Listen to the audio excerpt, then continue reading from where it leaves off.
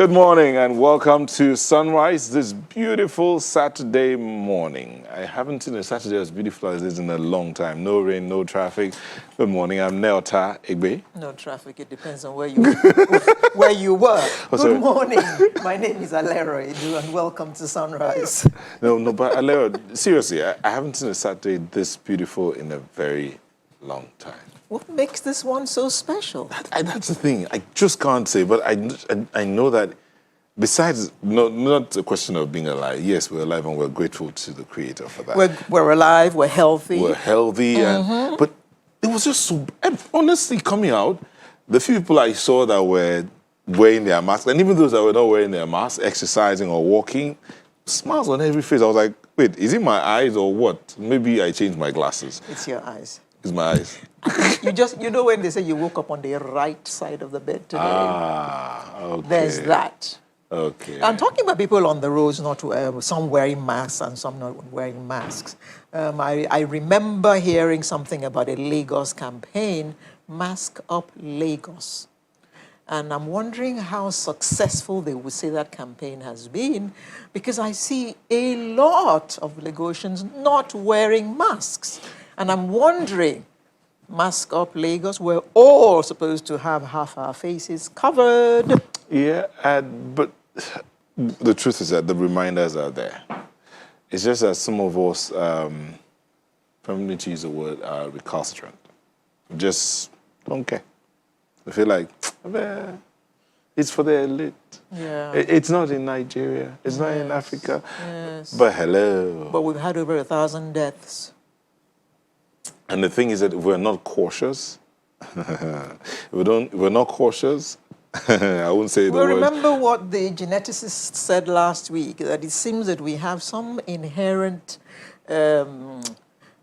what do they call it now? Immunity. Immunity against? Yes, because he expected the numbers to be a lot higher, particularly since people are not observing all the protocols we have been told to observe. Indeed, somebody else had said that if they do mass testing, you could actually find out that there are a lot of asymptomatic people walking around. And truthfully, I am especially grateful to God that we have the kind of, whatever immunity it is that we have, it's good that we have it. Thank God we have because if we didn't have that kind of immunity, my God, the predictions that had been before this time were that people will start dropping on the road. On the road, exactly. Fortunately, nobody's dropping. But then it still doesn't stop the fact that we need to be cautious. We do need to be cautious. And every footage I have seen of markets in Nigeria, my God. Well, I haven't been in a market since COVID, so, because of what I see on TV. And I get really, really scared. And I say, so how come they're not dropping dead?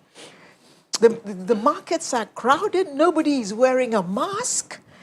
And someone might say, taking this for granted? Someone might say there are those who just go ahead and do their order, as in get deliveries made to their homes. The big men. But guess what?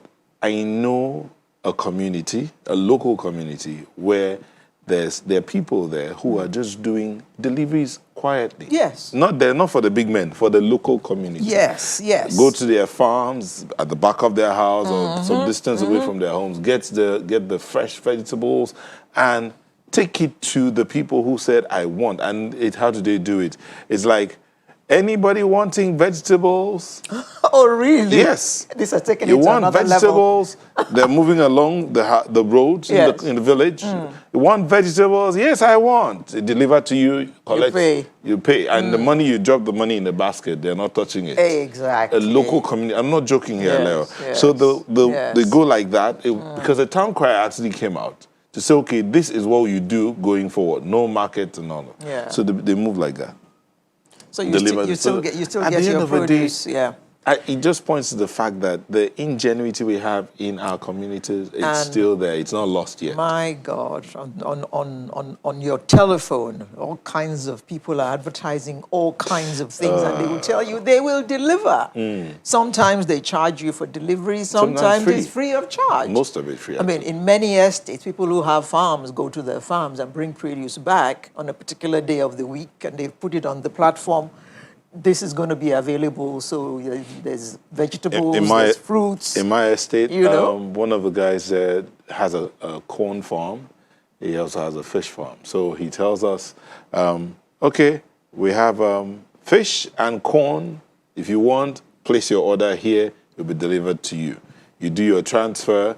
They drop it in front of your gate. Your produce is in front of your gate, and they walk away if you like to pick it up. But at the end of the day, it just points to the fact that we can all work together and be healthier. We can all work together and be better, both health-wise, legal-wise, security-wise, if we did road usage-wise, as in, if we all decide that we want a better society, we can have it. Boom. Queb. Now, this strike that is being called for Monday, do we have any information whether this strike is holding or not? We heard yesterday, or was it 2 days ago? I'm losing count of, I'm losing touch with, days of the week, that a court had ruled that the strike should not go on. The industrial court. Well, but labor. That seems to mean to me that there will be no strike on Monday. Well, I think that's part of the conversation we'll be having today. But I understand labor is insisting that they're going on with that strike. Why? What is giving them the clout against the court judgment? We would find out in the course of the conversation today. I am very sure of that. But besides that, Alera, last week was the Edo election. Oh. That was sweet. It was sweet to me because the people's vote counted. And the dancing in the streets and the jubilation, it was an indication that this is what we voted and this is the result that we got. You know, the way it happens, someone says, the fact that we finish counting here, take a picture of it, bam, send it. So by the time the document moves from here to that point, you're calling Alero 52. Hold on. What we have here says Alero 46. Oh yes, mistake. Sorry. So, and the picture is taken not by one and multiple count. So at the end of the day, Z, what did they call it? The Z something or the other. Well, I don't. It worked. It worked. Hopefully. Now, going forward... INEC, please, whatever it is you use, whether it was Z or Y or A, please just stick to it and use it for every single election so that it makes rigging, it reduces rigging. So the thing is, as I said earlier, that when we work together, things can change. But for me, it wasn't even about the votes as much as the conversations I heard. I mean, this past week I've been coming out in cabs. So, and you're having a conversation with this service provider and you're asking him, so where are you from? And he tells you, and I'm not joking. So 6 days of the week coming in, and then you're talking to this service provider and say, so what do you think about the election? Oh, it was fantastic. My people on ground did this, that. And I'm like, wow. And no complaint whatsoever. Well, there were a few complaints here and there. Yeah, but there were pockets of violence. Saw losers? Well, yes. There's pockets of violence because those who think things the way they used to be yesterday will continue, would always continue to try. But let's see what we have lined up on the menu today. I don't know, be Lagos. Yes, we're going to start by looking at organized labor and new price hike. Then we're looking at tanker fires and road travels. Africa eradicates wild polio virus. Mentoring her pitchathon. That sounds nice. I like the name. Pitchathon or mentoring her? Pitchathon. Okay. We'll see what it means, what it's all about. Exactly. And then we shall close with the Artist of the Week segment, as is usual on Sunrise. So make yourself comfortable. Whatever it is that makes you get a drink, get a cup of coffee, get water, and we'll be back in a moment. But I have this one. Ayobami Alo says, COVID-19 has no effect Because Christians prayed, when a battle is won in the spiritual, it comes out in the physical. Don't be surprised not seeing it in Nigeria's market. We're not surprised. We're just grateful that it's not there. And we're hoping that we can all be cautious going forward. So we'll be back in a moment. Don't go away.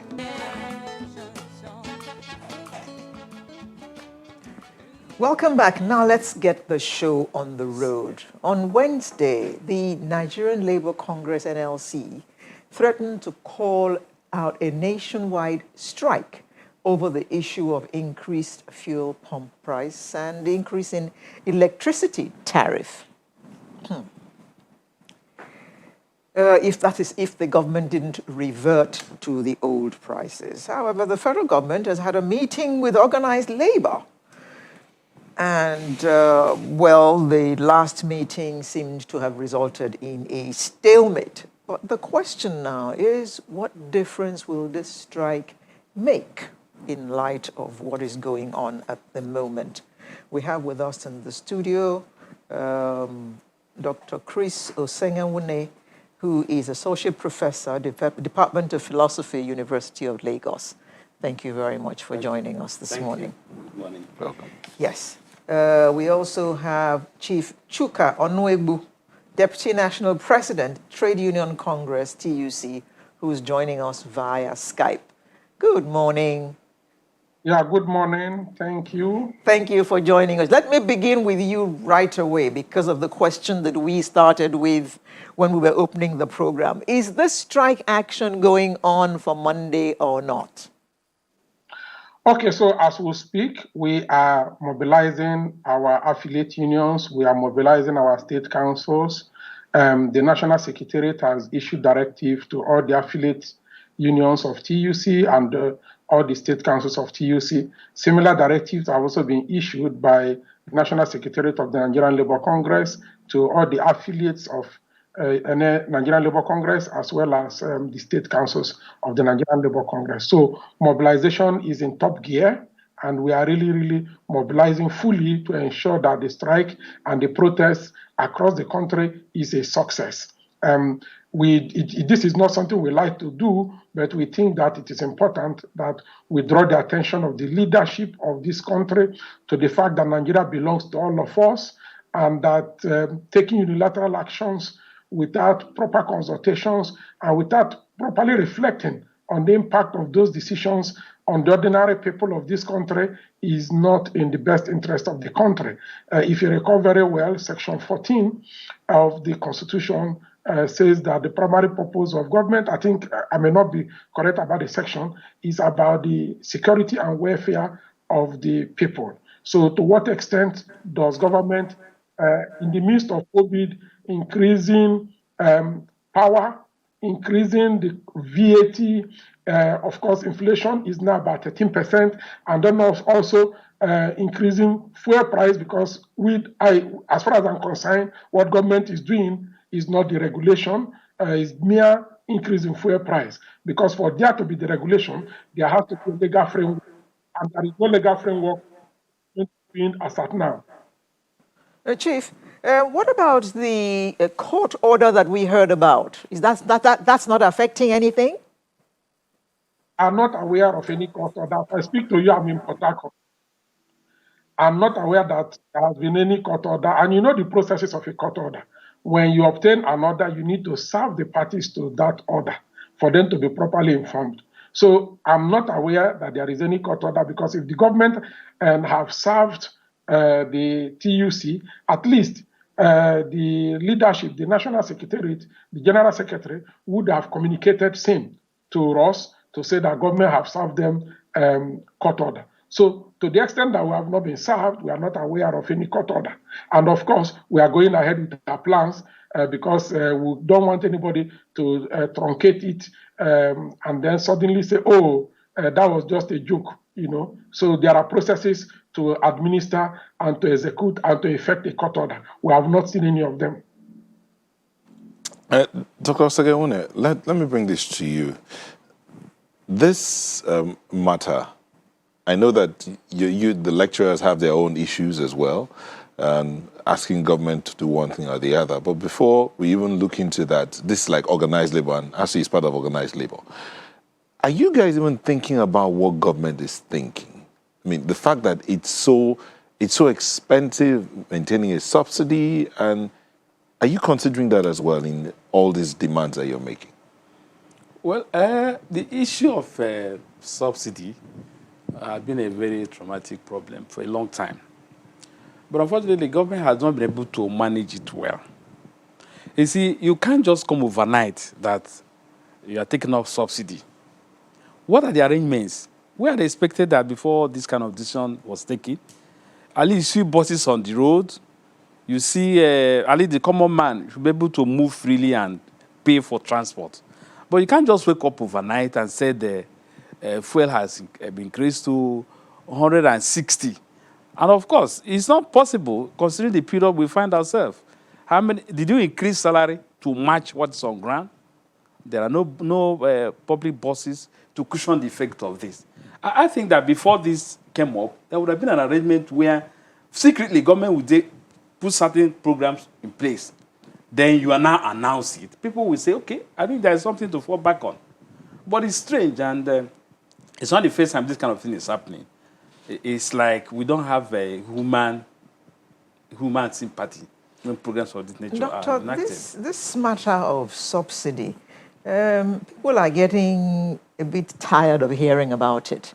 And I say that because every time there's fuel increase, they tell you it is partial removal of subsidy.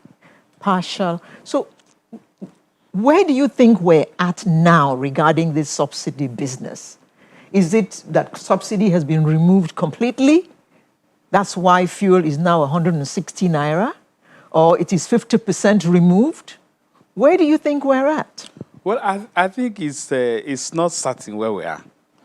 It's not certain. In fact, I must be honest, it's not certain where we are. We are hearing deregulation, total deregulation. We are hearing partial. But all the same, I'm not sure where we are. But all the same, if we are talking about deregulation, you see, government should be able to remove their hand from interfering with the market forces, as they say. Now, why is it that NNPC is the only importer of fuel? Why do we, at this time, import fuel? Just hold your thoughts for a few seconds. We'll take a moment and we'll be back and continue the conversation. Please stay with us.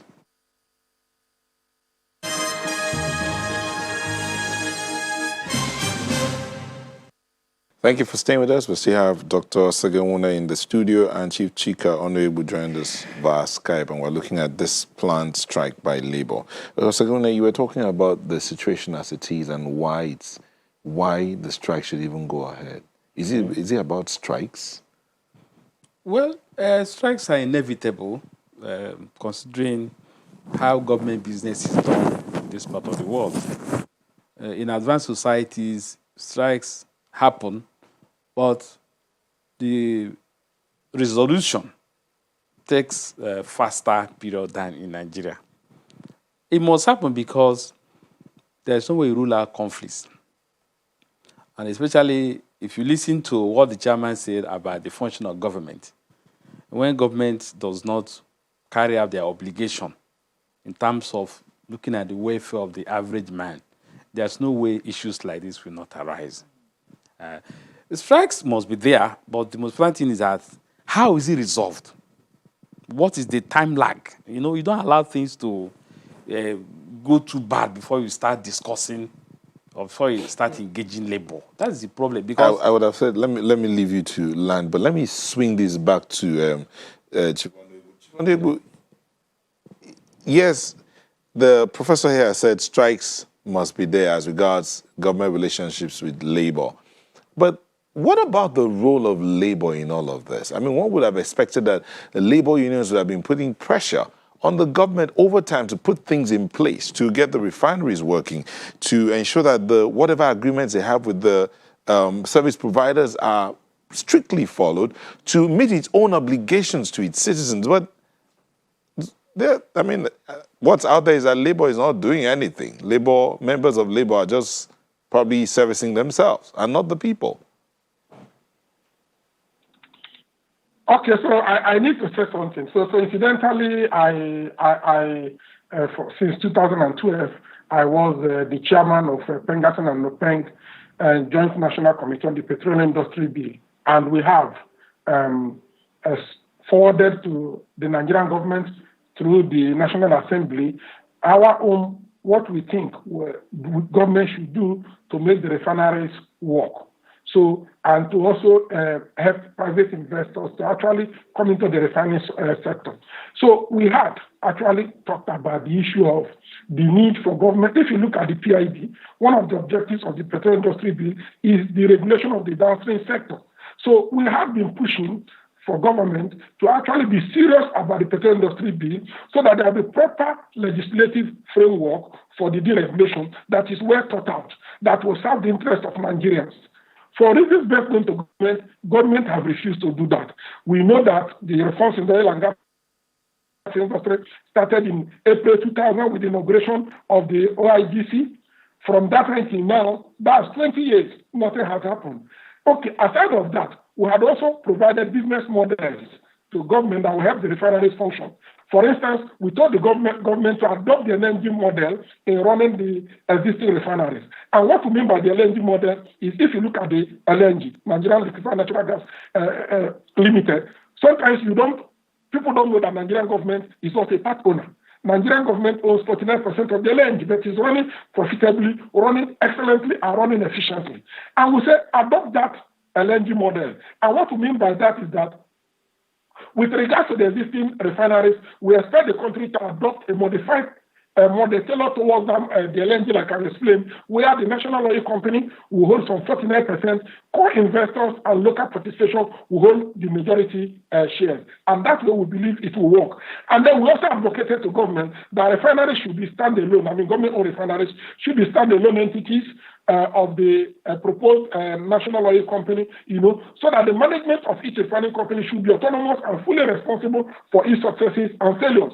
We also told government to provide effective incentives, to allow for the development of private refineries alongside the existing ones, and we explained to them that it is important to provide such a framework that will ensure that the local refining will be effective and that Nigerians will be interested in owning refineries, and also whether the big one like the Dangote and the Bua one, or even the modular refineries, So we provided this and articulated them and submitted to government to say this is what we expect you to do so that you will no longer be importing refined petroleum products. But none of that has happened. And I must tell you that from 1973, when this subsidy thing came on board as a temporary measure, till now, there has been over 21 adjustments in the price of petroleum products by the Nigerian government. And at each of them, government will say the same thing, that they want to use the money for critical infrastructure. If we run an econometrics model,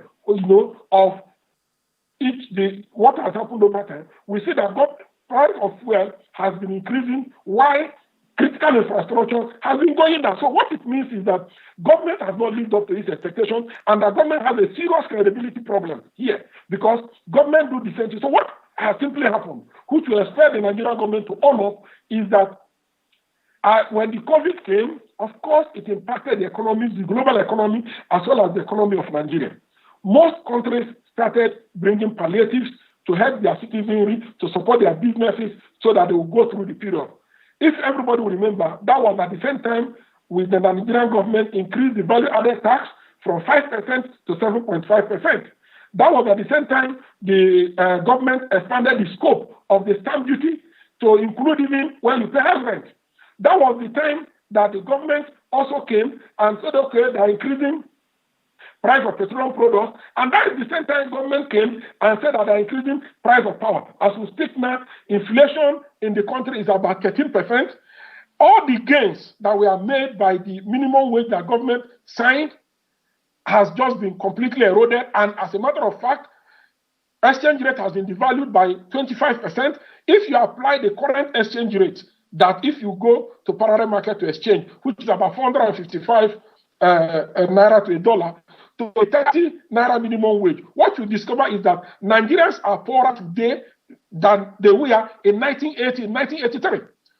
So By the time you bring all this together, you ask yourself a simple question. Our constitution says the primary purpose of government is for the security and welfare of the citizens. Since the administration of Muhammad Buhari came, which one have this administration done very well? Is it security with all the insecurity going around us? Or is it even the welfare of the people with this arbitrary increase in prices and of course, and inflation at 13%? And then, of course, why all this happening? A lot of people are losing their jobs, people are at home. So, which one government said that they have Thank well, you, Chief. Thank you, Chief. Let's bring the discussion back to the studio. Doc, what would you say to those who say that government needs to shore up its revenue because coronavirus, has affected the income of every country? Revenue has dwindled, so government has to do something. What would you say to those who are thinking that way? Well, I agree with them that government should improve their revenue generation. But before you talk about increasing the revenue generation, there must be some certain factor put in place. I said it before. Why is it this time that everything is coming together? You have heard what he said on VAT, from VAT to electricity, now is fuel. And these things are critical to the survival of individuals, organizations, and even the average life of every Nigerian. I think that before government should do this, certain things ought to be put in place. Now, the critical question is that why are we still importing fuel by this time? It's embarrassing because if the refineries are working, we cannot be importing fuel. Why is it difficult that the refineries are not working? What's the problem? Because remember when this government came in place, that was the first thing they promised us. They're going to fix all the refineries. I think some say it's more expensive to fix those than to build new ones, that those ones are so old. Now, they told us that in the past 10 years, they have spent more than 10 trillion naira. More than 10 trillion naira. Can't 10 trillion naira take care of, even if we have 2 refineries? Why? So that's you see, this lackadaisical attitude of people sleeping and telling us what government is planning to do is unacceptable. It's no longer fashionable in this century. The question of consequence management, there's some say unless that is brought in, we may never see the light as regards cleaning up the oil sector and getting the refineries to work. Consequence management. Well, if you mentioned about 10 trillion spent on trying to get the refineries to work, so that implies that some people might have to go to jail. Of course, but who will do that? Who will do that? All the ones that, all the cases that have been going on for the past number of years, what has happened? Go back to the pension fund. The pension fund, those that stole pension fund, what has happened to them? They were even brought back to work in the government business. Why are we like this? Why are we? This thing does not happen in a sane societies. It's a question of adult delinquency. Adult delinquency, that is what is happening to our leaders. Because, government business should be a serious business. Okay, so if you are not capable, you get out. Let others who are competent take over. Again, the question of the role of labor in this. If things are going south, how much of pressure is labor putting on government to ensure that there is consequences for good or bad behavior? Well, Chief Honorable.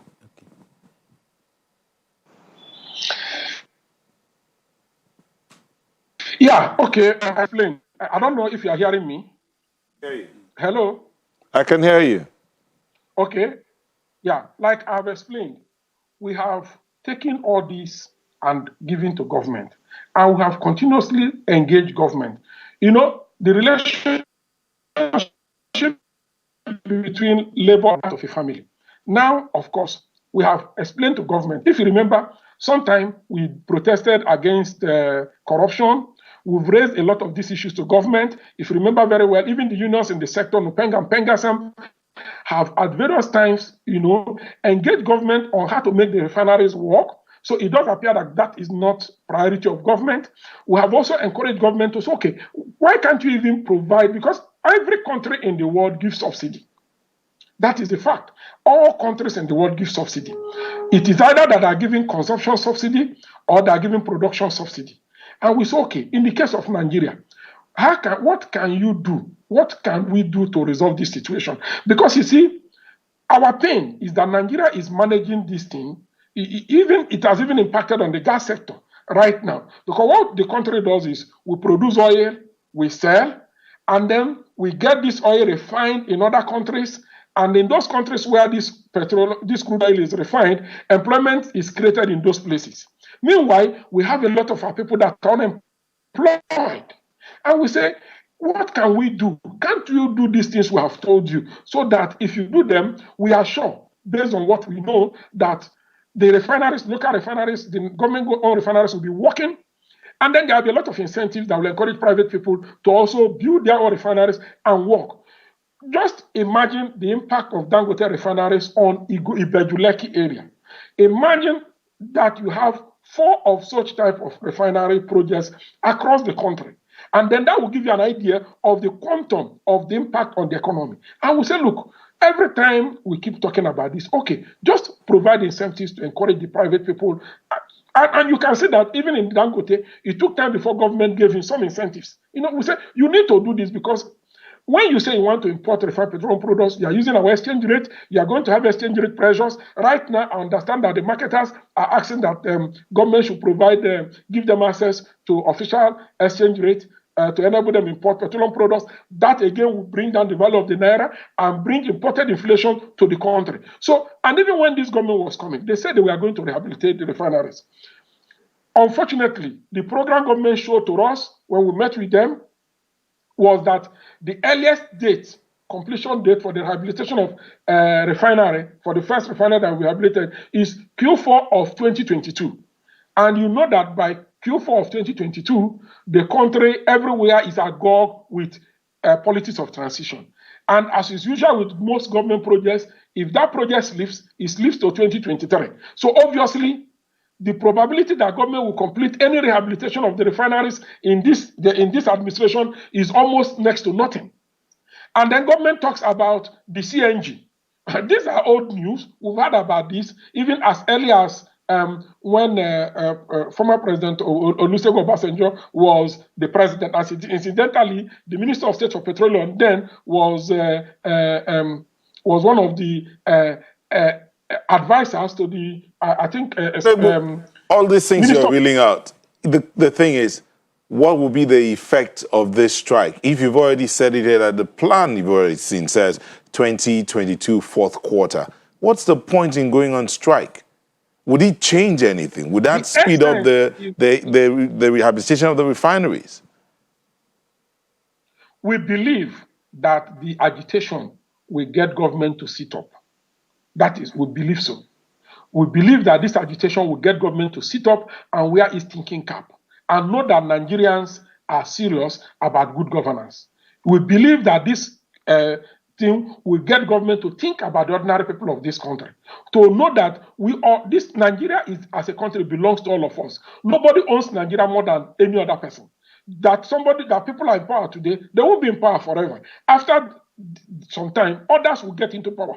And so it is important that they reflect on how they want to be remembered for when they are in office. And so we believe that this strike will shape the government to do the right thing. And that is why we are seriously beckoning on all Nigerians, all good, peace-loving Nigerians, to come out, join us peacefully and protest and tell our government, for God's sake, it is our government, that they say we are in democracy. Democracy means that the government must listen to the people and must bring out policies that are in the best interest of the people. Right now, the policies the government are churning out are policies that are impoverishing the people, policies that are making people commit suicide, policies that are making people, become hopeless, policies that are making a lot of our youth, go through the risk of passing through the Mediterranean Sea and all the desert in Libya and the rest of them at the risk of their life just to run away from this country. Government should think about policies that will make Nigerians winding down now. We need to start winding down. Let me bring in Doctor. Doctor,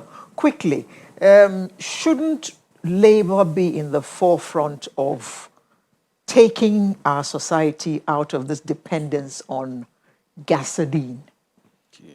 There are other options that the world is now tilting towards. But Nigeria is not even going in that direction at all. And the options are even cheaper than petrol. Yes. Well, I quite agree with you. Even government is suggesting gas using LPG for cars. But it's like we are always sleeping. It's when there is a situation like this that we wake up and then everybody will be running helter-skelter. Labour on their own have done very well. But, you know, over the years too, government has divided labour. And so they cannot speak with the same voice. It's not that, at least for the past, if I'm not mistaken, for the past 4 years, for the past 4 years, Labour has not been together. It's not that they are coming up for the first time to put up a kind of an effective demand for government to listen to. Is it a united front? Yes. I think they are getting united now. They did the same to ASU. As they penetrated ASU and formed a group they called Konya. Although ASU, that group is not strong enough to do anything. But government is happy when there is a kind of a divide in the union. So the Labour is not strong enough to carry out this process. Okay, it's a pity we have to stop this discussion here today. There's still plenty for us to talk about, but I'd just like to say thank you to Associate Professor, Department of Philosophy, University of Lagos, Dr. Chris Osenwune, and Chief Chika Onwegbu, who is Deputy National President, Trade Union Congress, TUC, who joined us via Skype from Port Harcourt. Thank you very much. We wish you all the best in your protestation on Monday. Sunrise will return with another interesting conversation in just a moment. Do stay with us. Thank you for staying with us. We're all we have. That song again, Alera. We're all we have. We need to defend our land. So, I agree with you, absolutely. Okay, so let me see if I can just run through this. Professor Enakena says the citizens we continue to suffer for jaded economic policies, which is the hallmark of leadership failures. The people's endurance for irresponsible governance is thinning. It's pitiable. There's need to remember there's so much the people can take in the midst of uncertainty. Emmanuel Akban is such a skeptic. Please, Labour should just go back home and sit down. They are hypocrites. Otumba Elkana says, I don't think Nigerian workers believe anymore in the present NLC. I can't remember any pressure they have mounted to make this present administration rescind on some of their anti-people policies. Plenty of write-ups coming in here, and they're always coming after the segment. And they're always comparing how much petrol costs in our country to how much petrol costs in other countries, forgetting that the value of our currencies are not the same. And in some other countries, they actually refine the product. Apart from all that, the welfare provided for the people is different. Where's the welfare in your country? Alera, we'll look at welfare on another day. Discussion for another day. Okay, so let's look at this matter of tanker fires and road travels. On Thursday, a gas tanker exploded in Iju area of Lagos, leaving at least 16 people critically injured and scores buildings and cars destroyed. The issue of gas tanker explosion and petroleum-bearing tanker explosions on the highway, it's claimed many lives and have major occurrences over the years. We take a look at what can be done to curb or eradicate this menace from Nigerian roads. And to help us look at this, we have joining us from Ibadan, Salimon Oladiti, National Chairman, Petroleum Tanker Drivers Unit of Nupeng, who will join us via telephone from Ibadan. Thank you for joining us, Mr. Oladiti. We have here in the studio Olusegun Ogungbemide, Sector Commander, FRC Lagos State. Welcome. And Mr. Kayode Okpefa, Vice Chairman of the Presidential Task Force on Restoration of Law and Order in Apapa, Lagos, a former Commissioner for Transport, Lagos State. Thank you for joining us. Yeah, good morning. We're also going to be having Engineer Timothy Iwago, spokesman of the Institute of Safety Professionals of Nigeria, who'll be joining us in the course of the conversation. Let me start with Mr. Oladiti. Mr. Oladiti, I hope you can hear us. This matter of tanker, petroleum product-bearing tankers and gas-bearing tankers exploding on our roads, In the course of this week alone, there are 2 incidents, Kogi and Iju area of Lagos. But before... Another one apparently on Awoyaya Ekpe Road. So how is it that these things continue to happen, and what's your organization doing about it?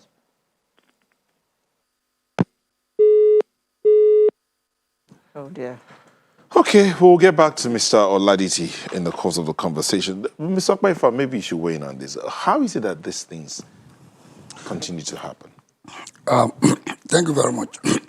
I believe the FRSC man is here to buttress me that the number is actually decreasing compared to what we used to have. And even though one accident is too many, but the fact is that there seems to be some level of improvement from what we used to have. At least I can relate to the time since I've been in government, both in Lagos, in FCT, and discussions at the different transportation fora. Now, what we need to understand is that there are some salient factors that we need to address. And until they are in proper perspective, we'll continue to see some of these recurring situations. You should also note that they occur at certain places, it's like a recurring thing, at certain points. Mm-hmm. Now, you have the road is an issue.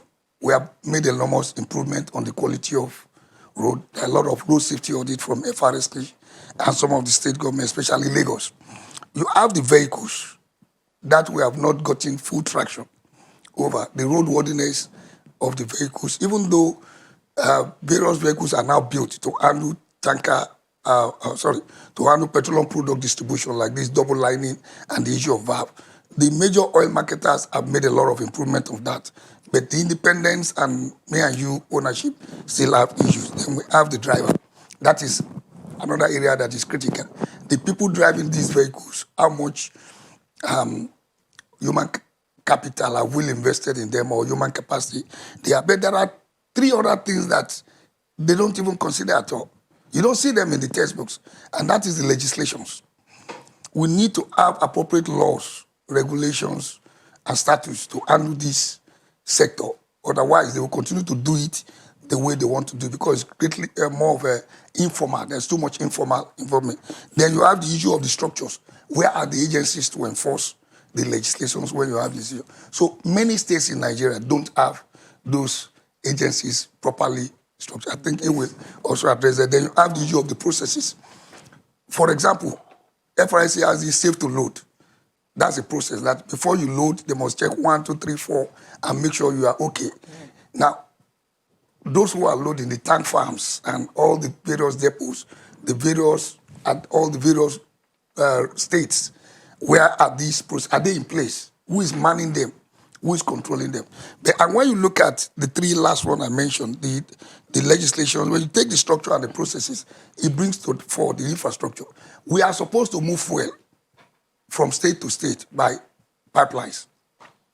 Our pipelines are there, 4,000 kilometers, system 2A and 2B, and maybe some other one from Lagos to Atlas Cove to Ijibo to Imosimi to Ibadan to Ilorin, and Ilorin to the north. As of today, you can go as far as Ilorin, but how much fuel can you pump without being truncated? So it comes to vandalism, security or insecurity, whichever one we want to call it. So if the infrastructure is not there to take care, we are now talking of the modal infrastructure is defective. Not that it's not there, we built it, but we also go in there and vandalize it. So we have to keep moving by truck. So it might also interest you, for example, when you truck out 1,000 trucks on a daily basis out of Lagos, out of this, only 300 will be in Lagos. The remaining 700 or so are going out of Lagos. So you can see how much pressure. If these tankers are moving, the ones for Lagos are moving within Lagos, maybe the drivers will not be stressed. So the driver too is stressed in doing his job. The condition under which he works is stressed. The enforcement agencies need much more legislations and authority to also take. So there are so many issues. But for me, I think I commiserate with those people who lost their lives or who are injured in these incidents. But surely speaking, if you count the numbers we used to have, it's like the rate is coming down, even though we can do better. Mr. Kwefa, the matter of the truck owners and vehicle owners building more improving on that, I'll agree with you. The matter of the roads being improved on, well, that's still out. The jury's still out on that. Yes, I know that government's building roads, but the jury's still out on that. We'll still look at that.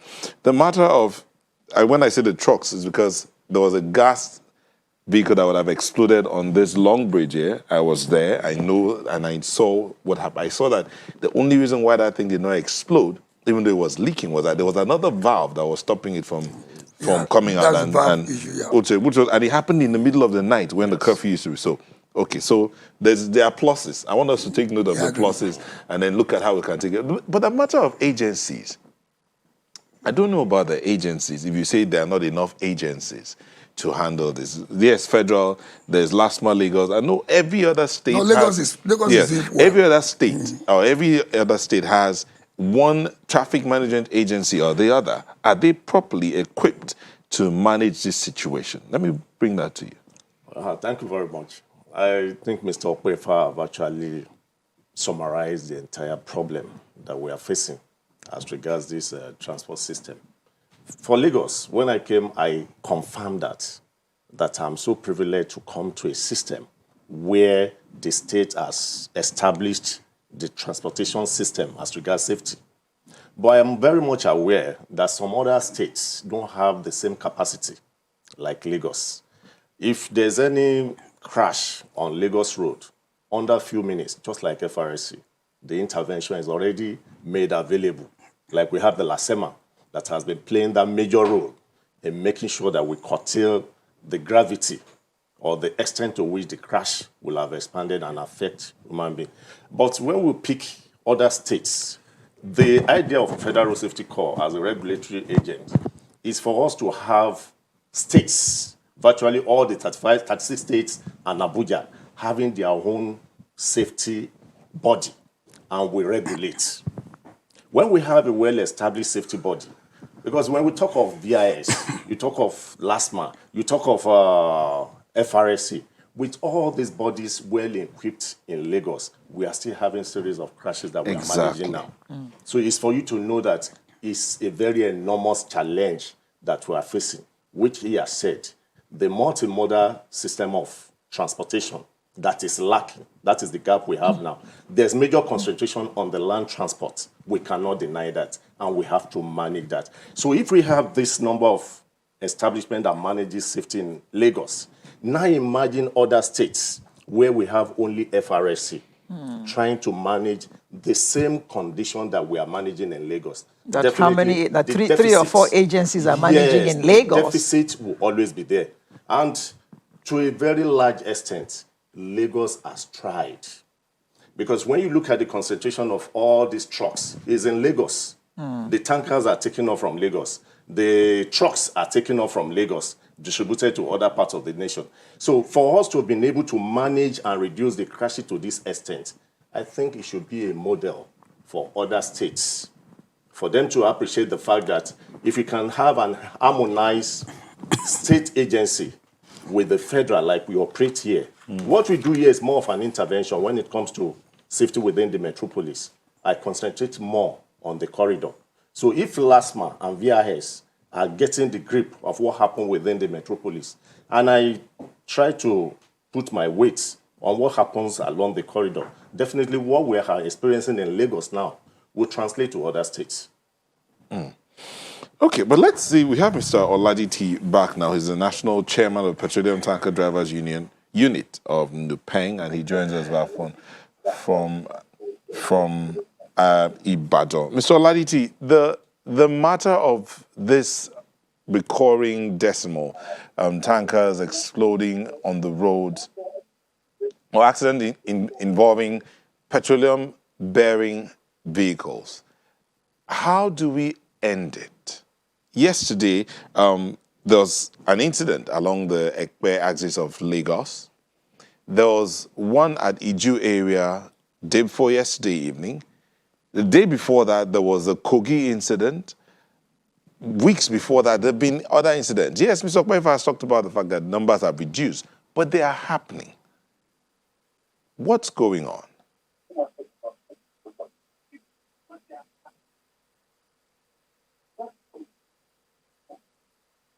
Mr. Laditi? Thank you. Good morning, moderator. Good morning. I want to use this opportunity to thank you and appreciate your effort concerning the tanker accident, petroleum tanker accident in Nigeria.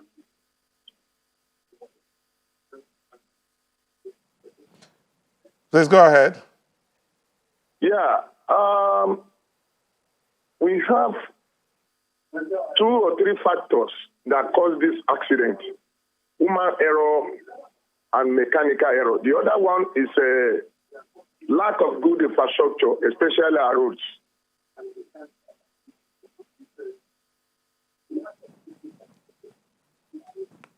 Yeah. I was in Abuja the day before yesterday, and this what we are talking about this morning is part of what we discussed.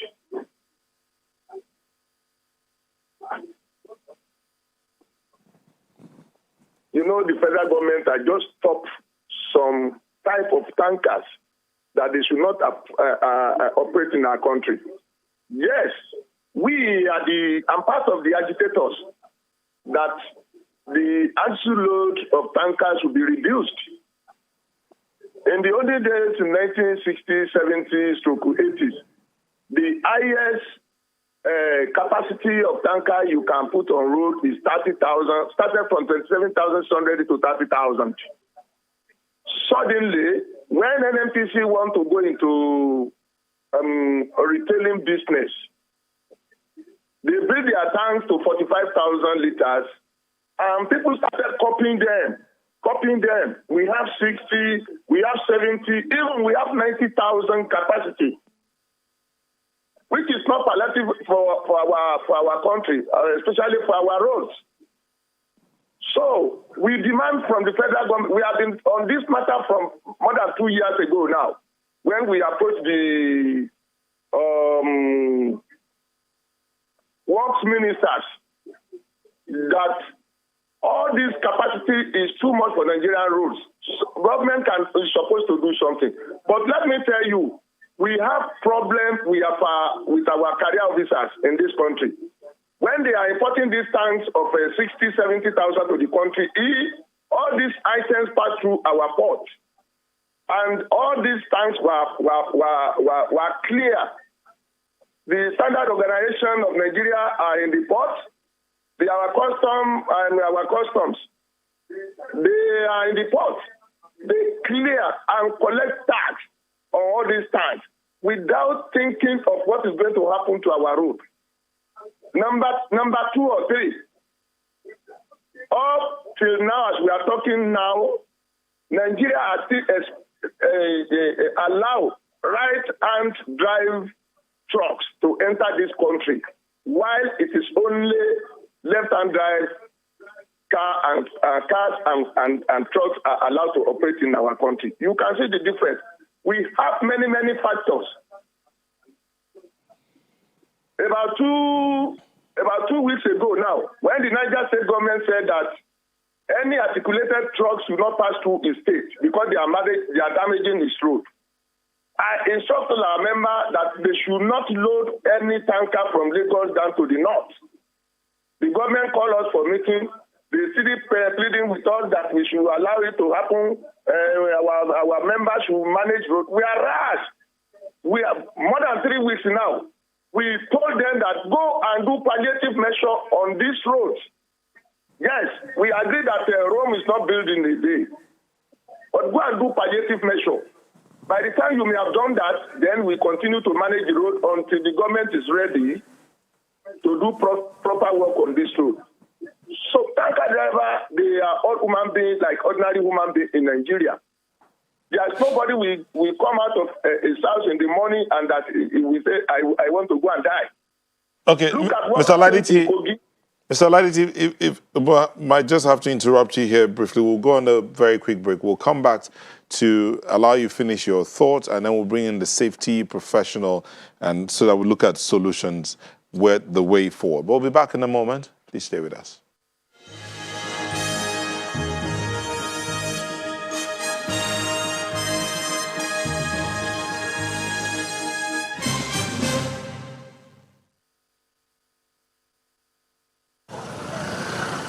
Nothing is spared. Everything in the line of sight takes a deadly hit by the force of the explosive liquefied petroleum gas, LPG for short. It's the morning after at the G-Shaga gas explosion here in Lagos. Business concerns of various scale also succumbed to the fierce fire. From the local noodles seller, shop owners, to this fruit seller who has just arrived with fresh consignments minutes before they became roasted fruits. Her son, smiling today, survived with no injuries. When I saw it, The bare bones of the gas truck that exploded is stripped, squeezed, and flung apart into any space it finds. It's one devastation too many, as the chair of the LPG Marketers Association speaks about the possible cause. The truck was supposed to load 23 metric tons of LPG and bring it to the plant here. On getting to the plant owner was able to know that the process had been tampered with, because there's supposed to be a seal where you will see easily when it is tampered with. The man observed that and said, look, this is not correct, and we have to ascertain the correct quantity. It was in the process of that the vehicle is being taken back for reweighing, and he got hooked here. He was trying to leave the street. He got into this space and got stuck here. While he tried to rev the car, the tires kept screeching until the impact of the truck and the dispensing unit got hooked up here. That started the initial fire until the explosion happened. Putting it more succinctly in terms of figures, we are told that there are rumors of one of the hospitalized victims died, but we could not confirm. The number of vehicles involved is still remaining 18. Shops damaged is 40. Electric posts, about 11 electric posts have been damaged, and we've directed the Ikeja distribution company to disconnect from the damaged poles so that light can be restored in other parts of the state. One thing we have not seen at the scene of this incident is an organized process for relief for victims, an on-site trauma center, an information desk for agencies of government, and how those who lost goods and property in this needless accident remain a concern authorities should resolve. Plus, incident management and crowd control measures which keep reoccurring and abysmally so. Olu Phillips, Channels Television News.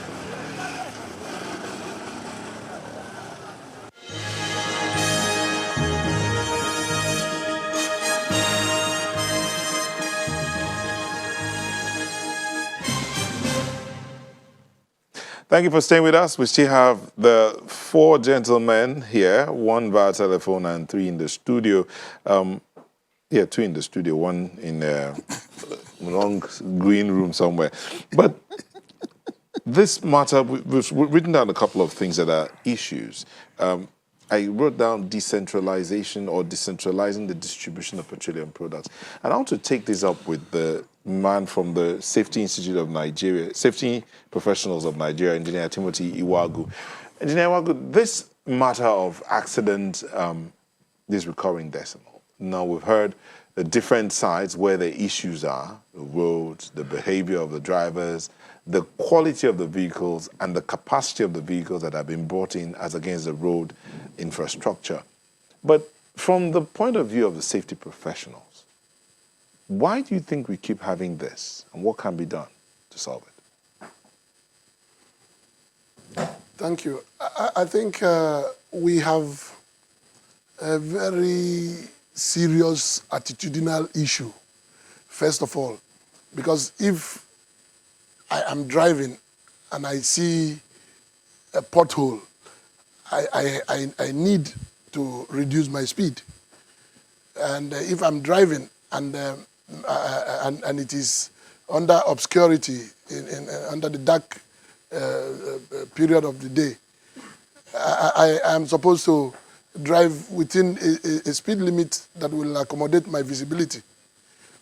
So if I'm not seeing very well and I'm accelerating continuously, it means I'm on a suicide mission. So there are quite a lot of things we are seeing here. We look at the driver, we look at the road, we look at the condition of the vehicle.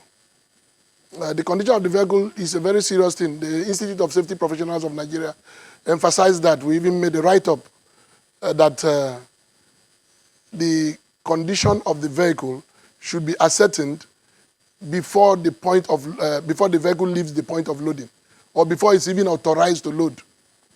It is supposed to be so, and there should be good collaboration between maybe the petroleum, the agency in charge of, or the depots, and maybe the port authority.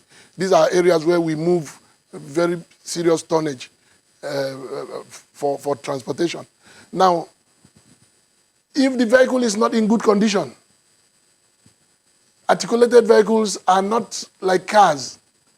Their brakes are not expected to just activate instantly, because it is both pneumatic and hydraulically supported. So how do you expect a driver to suddenly stop when he meets an obstruction? There is need for the condition of the vehicle to be ascertained at that point. Now, the tonnage, it's pathetic to also talk about agencies like that are supposed to say, look, this is the tonnage that is allowed on our road. So you that is importing a tank that will be mounted on a truck, or that will be carried or dragged by a truck, and this volume of the tank is such that you have up to 90,000 liters, or you have up to 45, whereas we were talking of 30,000 to 33. So now we are competing. We are competing. I have more capacity to cause calamity than you. That is what is happening now. So if you can import 75, I'll bring 90. It is our character somehow, because you look at every part of our lives. In neighborhoods, walls are growing. People, you make your own 5 coaches, the other man makes his own 7. Before you know it, you have very large prison yard within neighborhood. Now we have this on the road. Who is to blame? There is government to blame, because it is government that makes the law. It is government that enforces the law. It is government that recruits the enforcers, those who will enforce the law.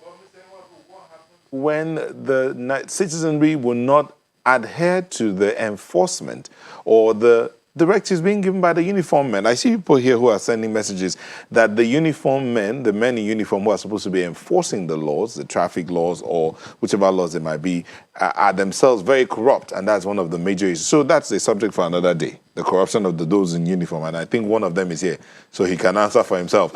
But what if the citizenry don't listen to the men in uniform? Yeah, I quite agree with you, but I know, like I said, it is attitudinal. Our people, I have personally, with the team of professionals from the Institute of Safety Professionals, who were at the Marina Ferry Terminal, and were just telling people, wear your life jacket, and somebody is frowning. I'm in a hurry, and the question is, in a hurry to drown? In a hurry to travel, or what? What is the problem? I'm in a hurry, and he's frowning. And I said nobody should enter. And the ferry operators were also willing to have them come in. They wear their life jacket inside the boat, but they're supposed to wear before they enter the boat. Now there are some unprocedural approaches to these things, and they lead to problems. For example, when I say unprocedural, you don't stop a truck on the highway to check its roadworthiness. You check the truck roadworthiness before it enters the road. So these are some of the unprocedural issues. Mr. Wawu, you spoke earlier about 33 liters, 33,000 liters, 30, and some are even as high as 90. Are approvals not needed for these trucks to be on the road, no matter the capacity? Who approves for 90,000 liters to be on the roads? Yes, you see, when government starts doing the jobs of the commercialists and business consultants, you see some of these things, like when NNPC started running its retail outlets, and they needed to move volume to destinations. So they decided to do that. And you know the point here now. Yes, government is the biggest violator of government's law in all ramifications. The greatest problem here is the government itself, because when you talk of 90,000 liters, you know that what it means, the tonnage. We are looking at brake efficiency of a truck. We are looking at what we call the stopping distance. Now, the stopping distance and then is determined by both the condition of the tire and the condition of the road. The frictional coefficient between the tire and the road surface comes into play. And then the brake pads, the brake lining, whatever you call it. The discs. The disc. Now, all these are factors. So, and you come into a situation where the vehicle's condition is not important anymore. What's important is, can it deliver the whole fuel at the refinery to another location in 1 hour? And so you need a mad driver, you need a bad road to bring calamity. So we have some of these problems, and that our people are not expected to accept all the things. But the government enforces, because when you have an agency, the agency should go on and enforce. Except in some cases, we feel that some of the defective trucks belong to the enforcers. Okay. So how do you enforce? Mr. Oladiti, I don't know if you're still there. Do we still have Mr. Oladiti? Okay, Mr. Oladiti, you've heard from the team here with us talk about the different sides of the thing. One of those was the attitude of the truck drivers themselves. They drive these big vehicles as if they're driving the tricycles. Toy cars, swerving left, right, sometimes even competing with the smaller cars that are also using the road, as if it's a competition. I'm bigger than you, you're smaller than I am. Is there some kind of training that your organization gives, or conversations you have with them to say, this is not the way to go?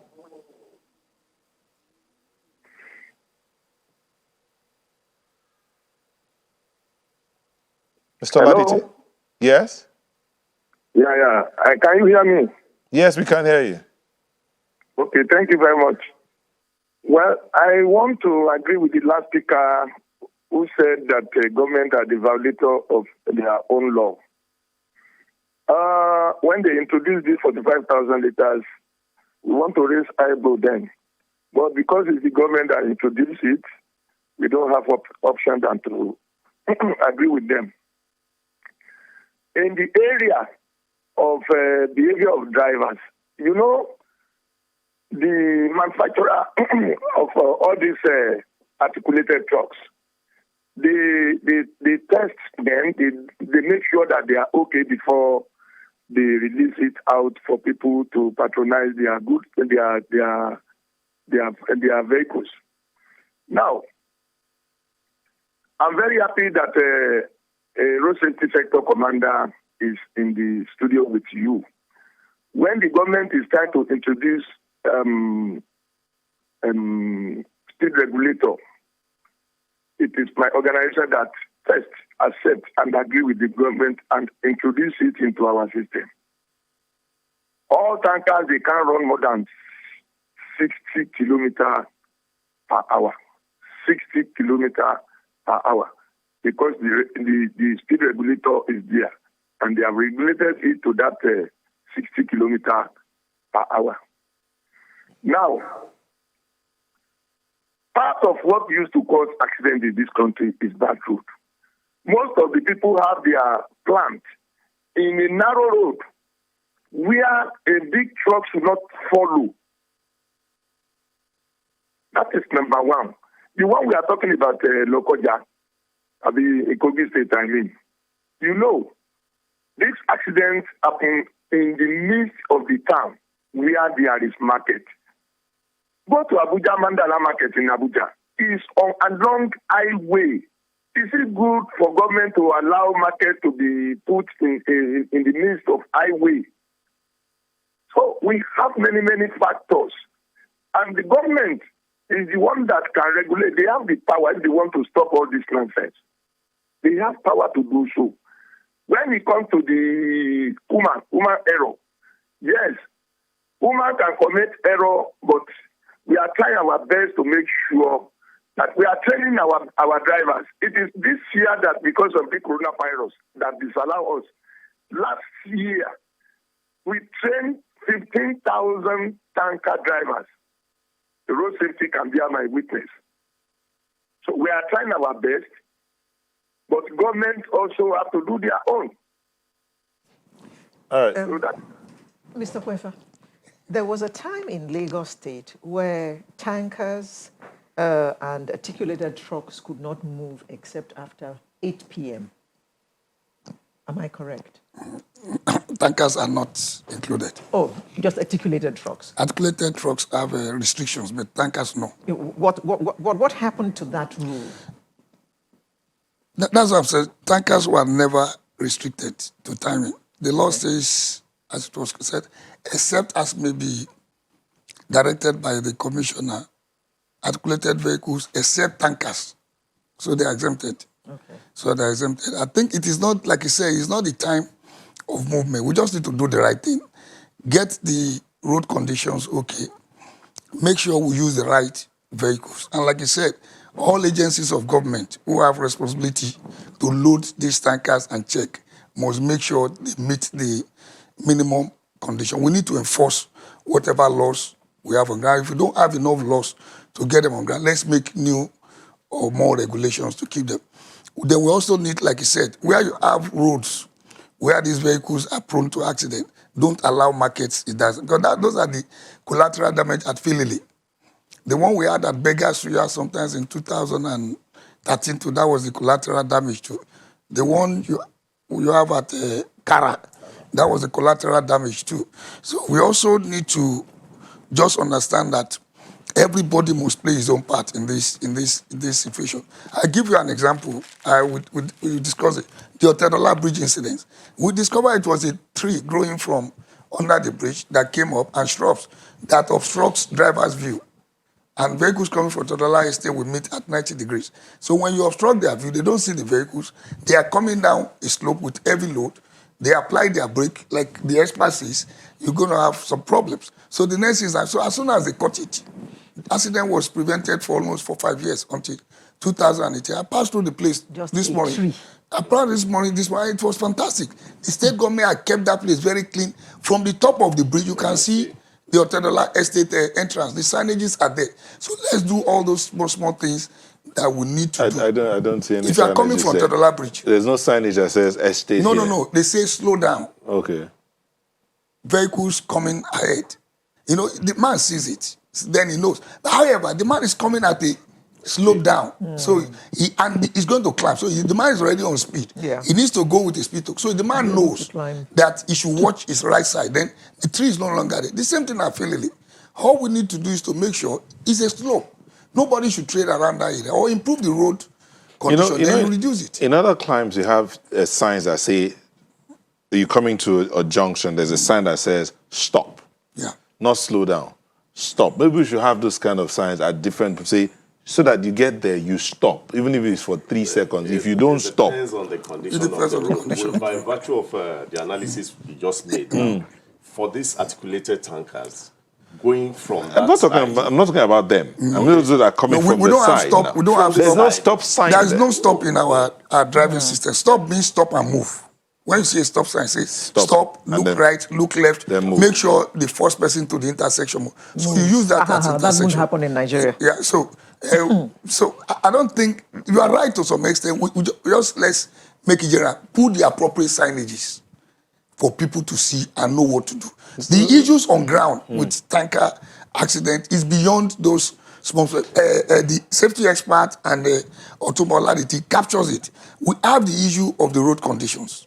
Not that the roads are better now than it used to be, but the fact that people are trading around the fact that people are crossing, then you also have the driver. They're under stress. Before they load, now voila, they load finish, voila, and they have to move. So when that is some of them have not slept, he just get on the road, he's tired. Then they're also not fully well trained for this job. To get a driver license to drive truck and tanker is renewable every year. That's why in Lagos you have the driver institute. You have to renew as a commercial every year. How many states in Nigeria has those kind of stations? The one in Lagos, how often is he even being enforced? Renewal of every year. They go through the psychological training and all. He told you they trained 13,000 or something. Okay, let's bring in the uniform man. The complaints are that your guys, the corruption amongst the uniformed men is enormous, and that's one of the reasons why these things continue to happen. They are not enforcing the laws that they're supposed to. They are arresting smaller vehicles instead of stopping these big trucks that have bad tires or alignment, and they allow these people to get away with a lot of things, maybe because of the pecuniary gains. Well, I wouldn't know the survey, where he got his survey from, but I can only talk of FRSC. I cannot really talk of other agencies. And I know by virtue of the discipline of our own establishment, we have zero tolerance for corruption. As at last week, so many of our operatives were being terminated, and some of them had their ranks reduced. If you are caught compromising your responsibility, you face the music. Okay, sorry, let me read. Sani says, why will there not be trailer tanker accident when road safety officers will overlook reckless tanker drivers and concentrate on private drivers because of financial bribes? Yes. FRSC officials are not helping issues. Sometimes it's so obvious some tankers are heading for doom, but they will ignore them. They will ignore that. Before now, we talk about the high rate of crashes all over the Federation involving articulated vehicles. And we come to realize that running after tanker drivers on the highway can only take care of 15% of the problem we are talking now. And the resultant danger involved, you can imagine a patrol car running after a 45,000 liters tanker. The man, you don't know the condition of the driver. You don't know whether he's stressed up. You don't know whether he's mentally sound. We have had it in the past. The man would deliberately create problem so that everybody will blame Federal Road Safety Corps. Okay, just hold it there. Prompted. Okay, we'll come back so that we find solutions to all of this in a moment. Please stay with us.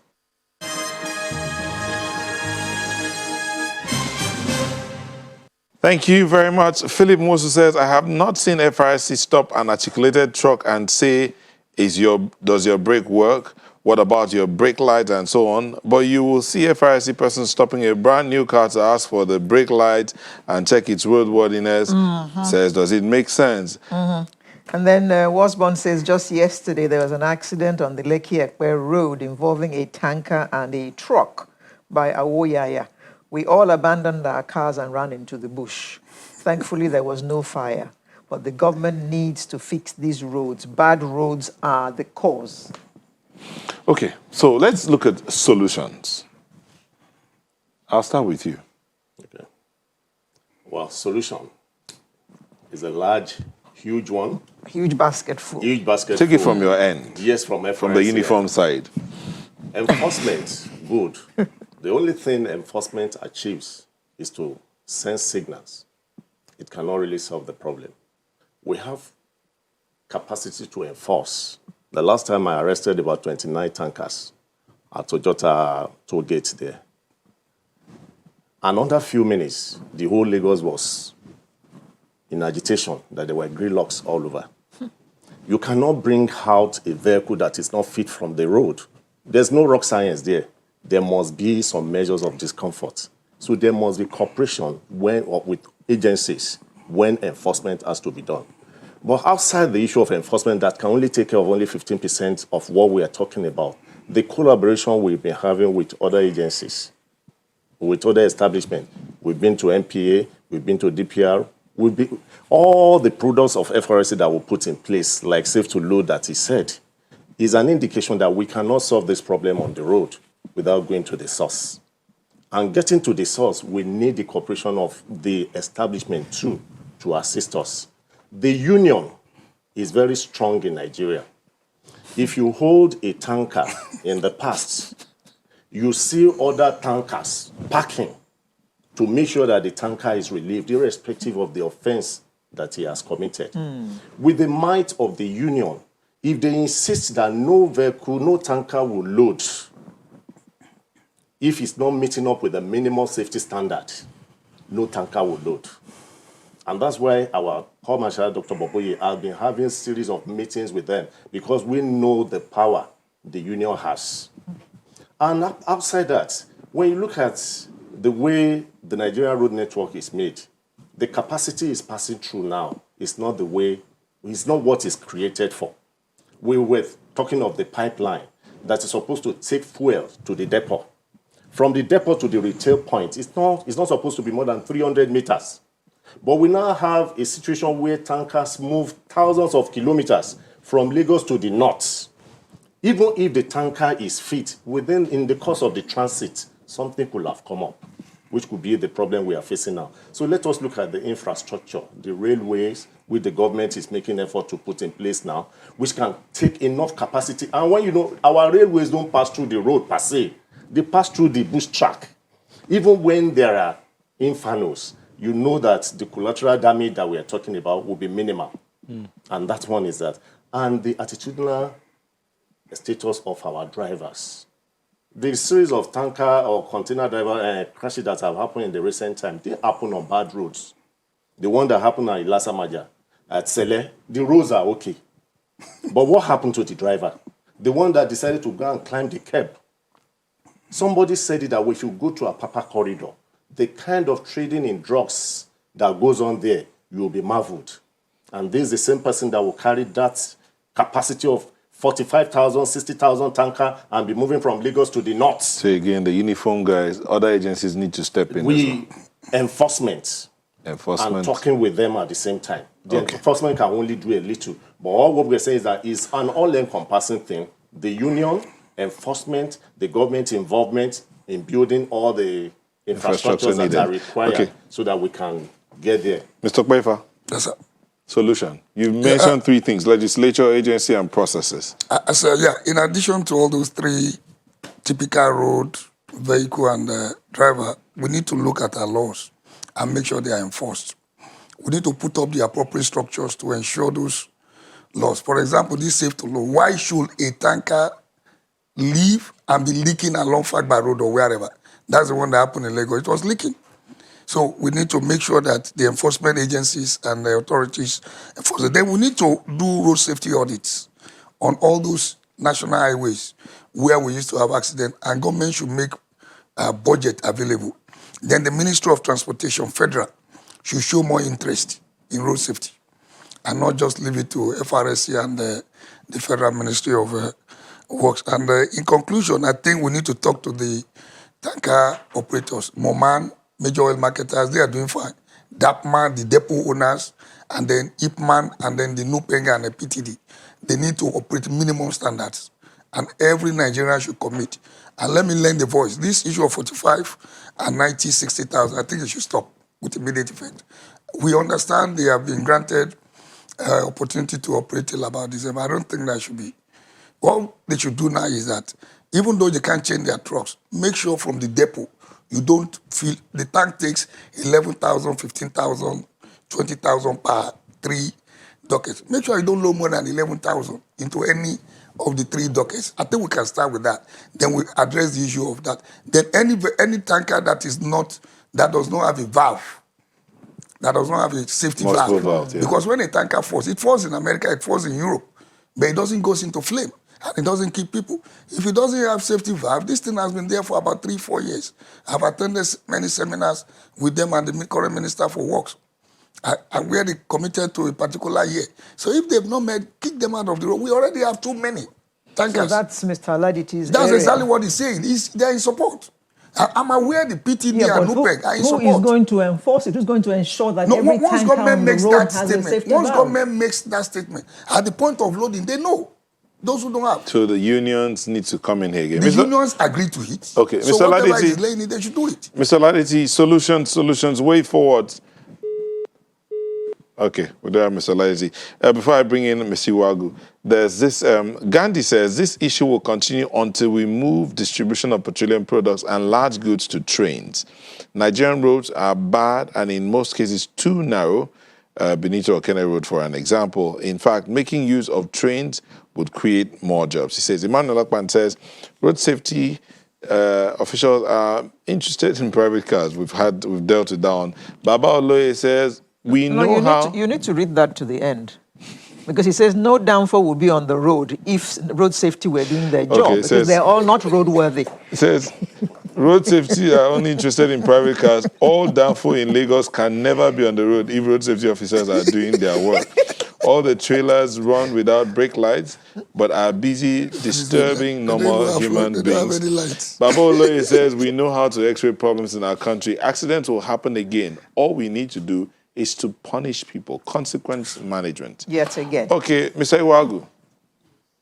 Solution. Solution. That is what we demand from nature, from humans, from everything.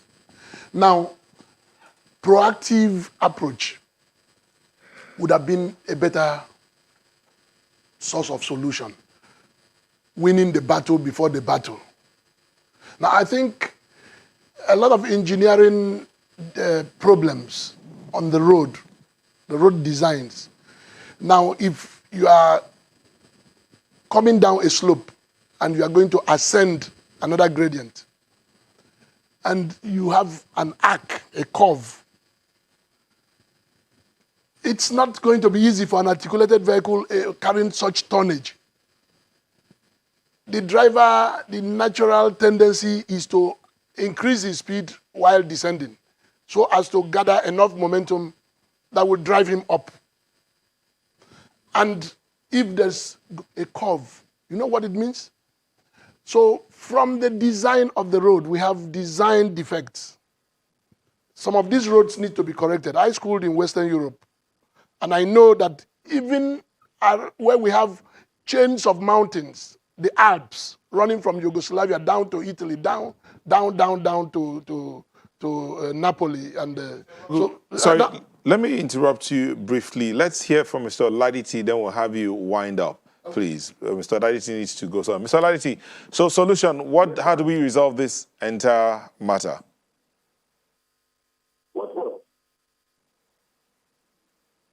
How can the union help to end the accidents on our roads involving tankers and big trailers? Thank you very much. We are all human beings, as I said earlier. There's nobody will come out of the house in the morning and you want to go to work and you say, I want to go and die. The government should help us. Look at the right of way along our roads. What is the distance that government said before you can have any structure? What is going to be? I think it's 150 feet. Did Nigeria comply? What governments are doing to that? So, we are collaborating with the Federal Road Safety. You can ask the sector commander concerning the training and retraining, concerning whatever mechanism they try to introduce to make sure that our road is safe. So, we will continue to do whatever we can. We will continue to talk to our people. We will let them know that life is very important. Our life is very important than anything. It is when you are alive you can become anything in life. So I want to use this opportunity to appreciate you. All right, thank you. Thank you very much. Mr. Wagu, you were talking about the way forward. Yes.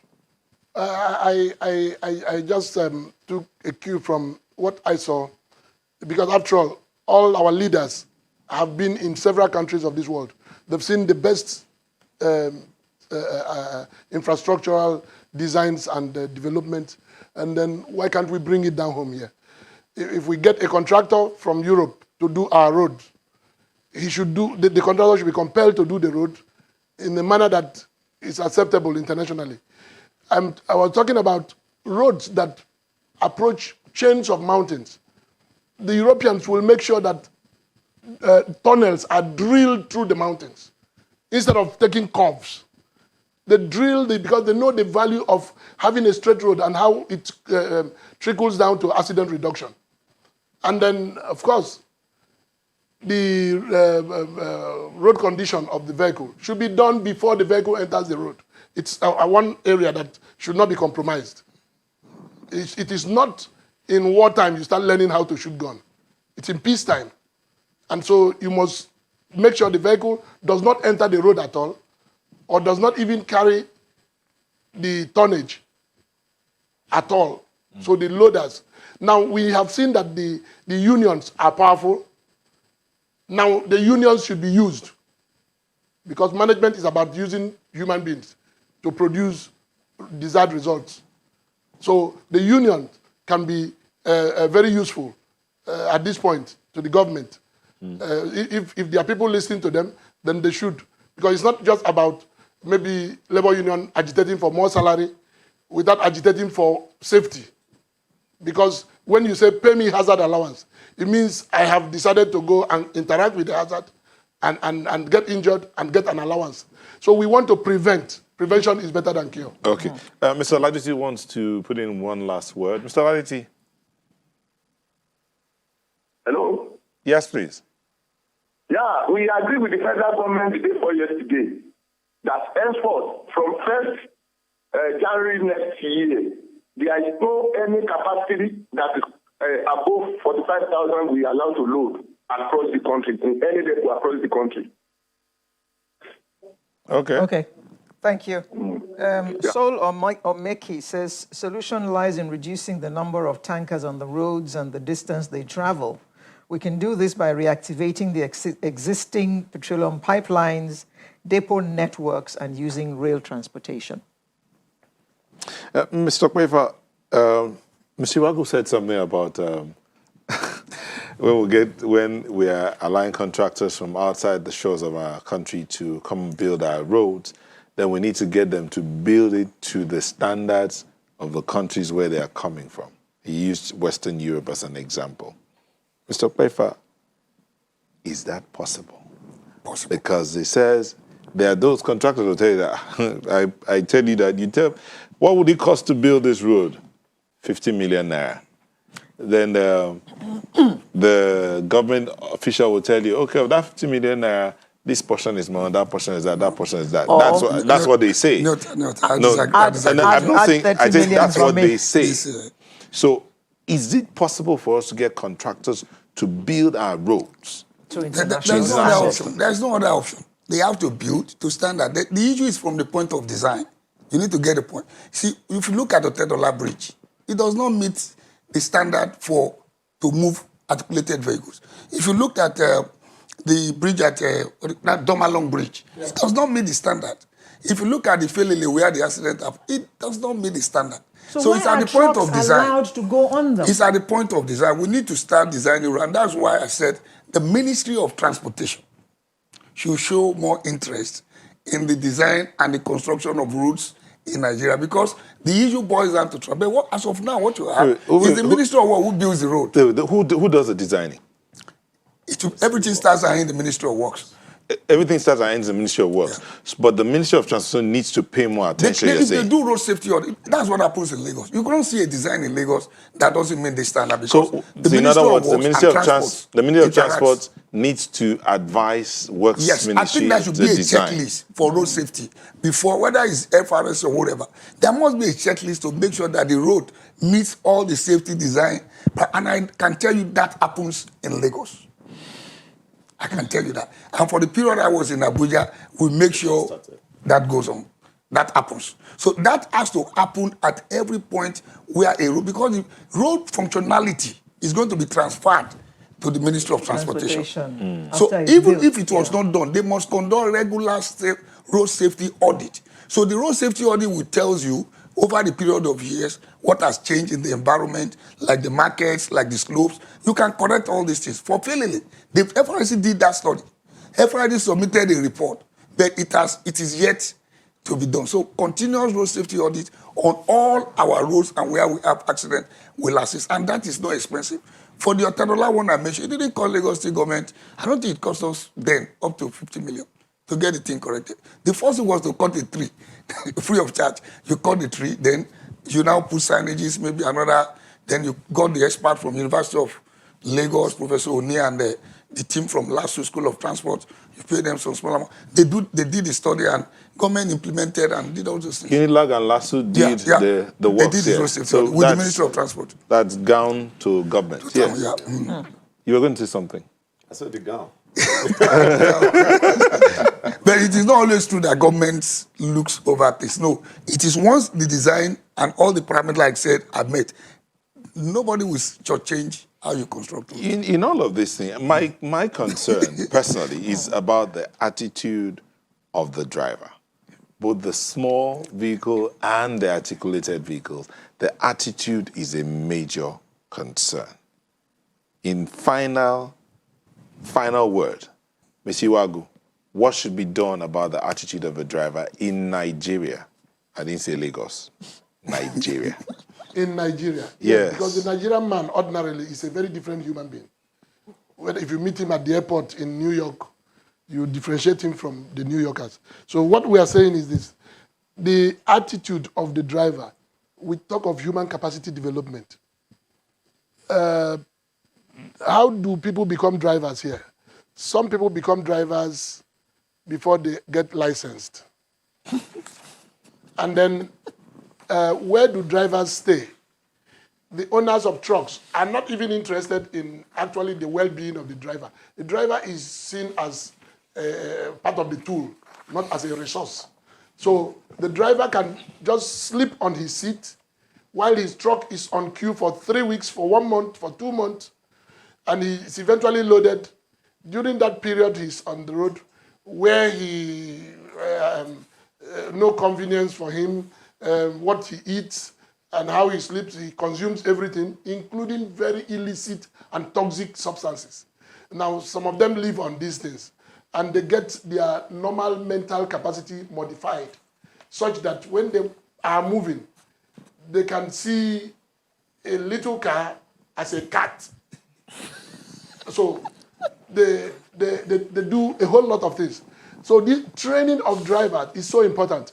And I want to use this time to inform the agencies that whatever training you want to give to drivers, you need to incorporate the expertise of safety professionals from the Institute of Safety Professionals of Nigeria.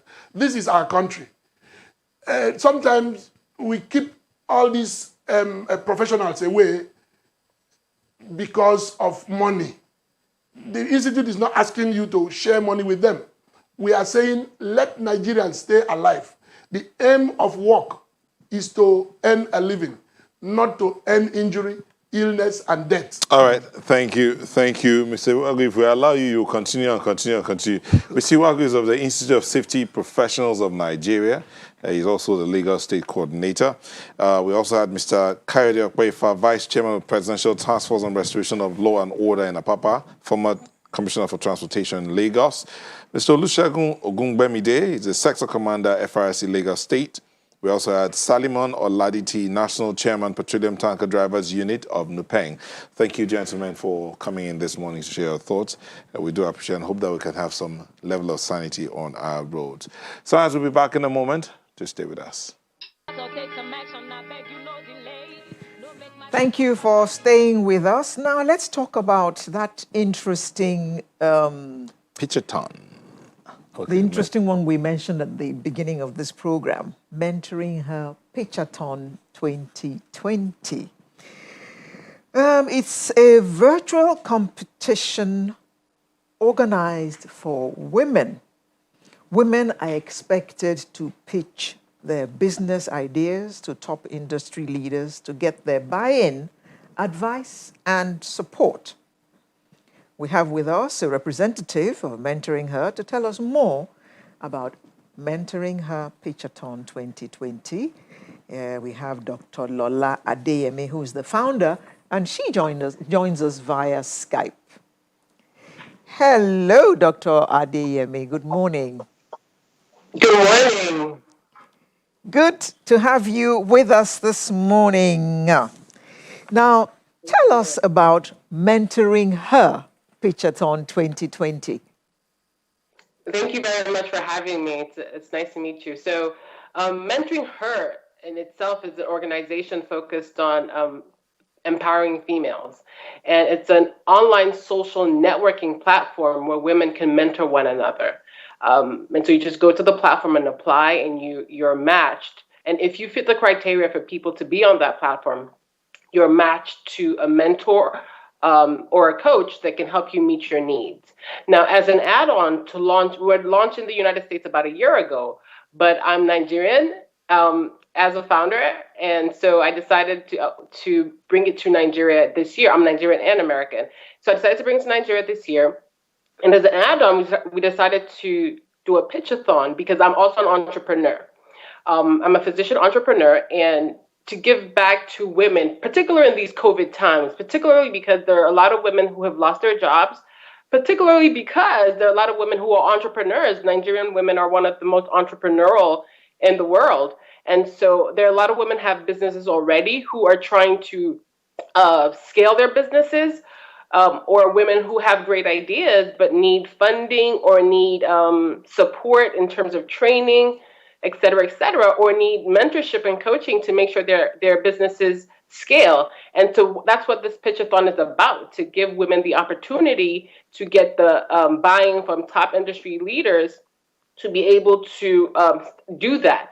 So we've been able to get some women judges and one male judge who will be able to tell to judge the finalists, to say that, hey, you have a great idea or you have a great business, and we want to help you further that business by investing some money, by investing some time in terms of coaching. The Enterprise Development Center of the Lagos Business School will be training them. Faith Foundation will be giving them business advisory services.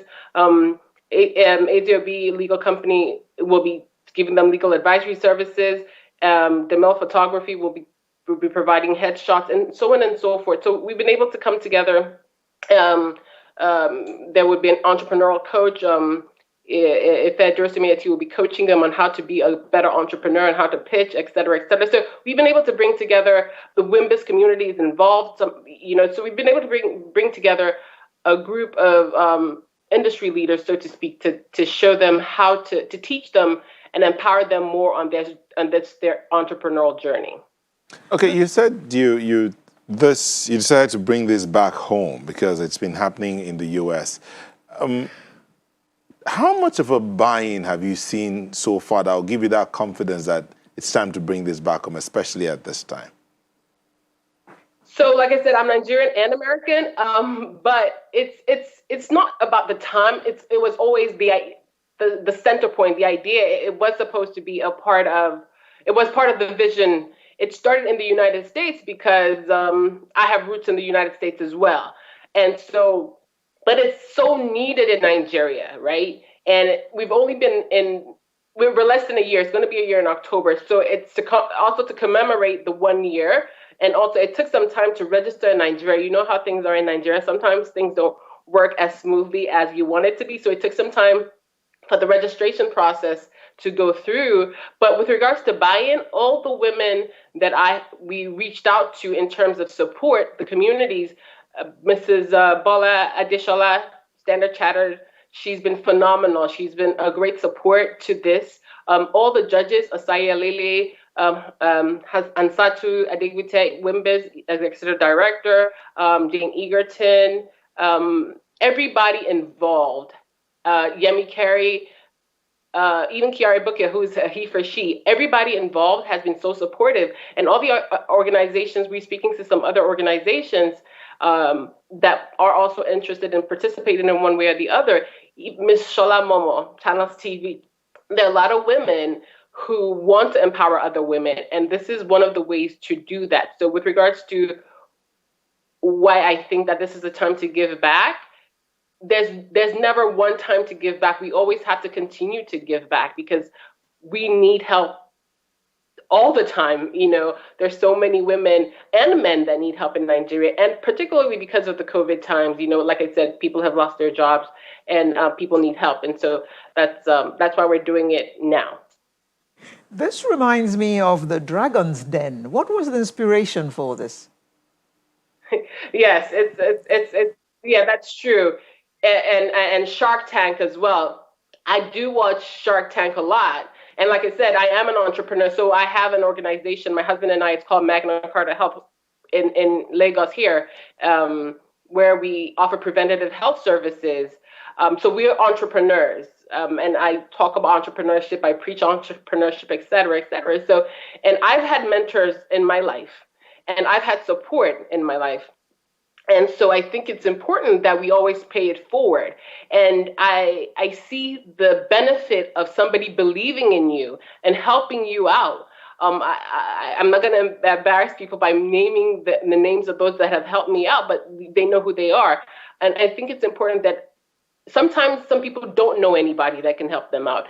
And I'm trying to say that, hey, I believe in you and that I can help you out. You don't have to know me personally for me to help you out. And I think that's the spirit of it, that, look, you can help people out without them even being able to thank you personally.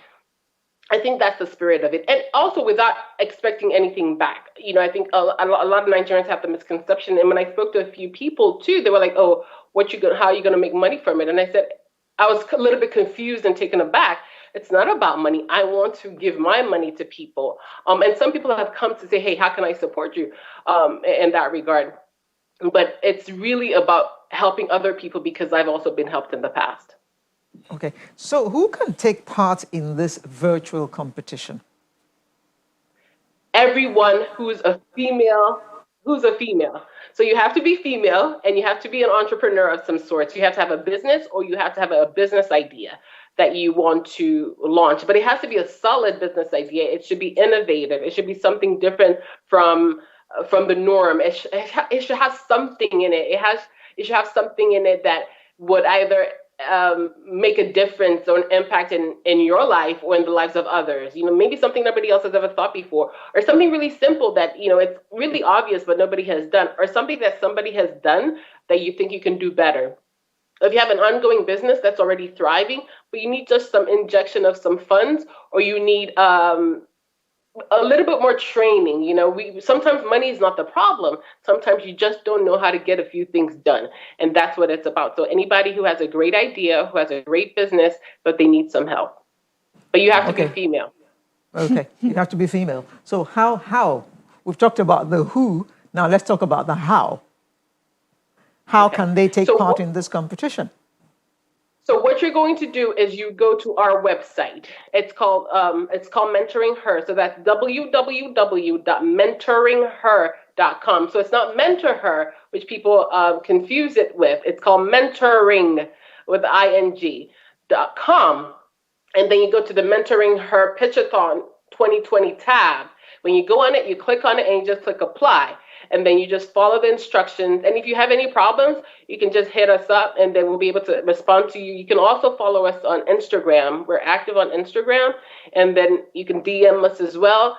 There are instructions right there too.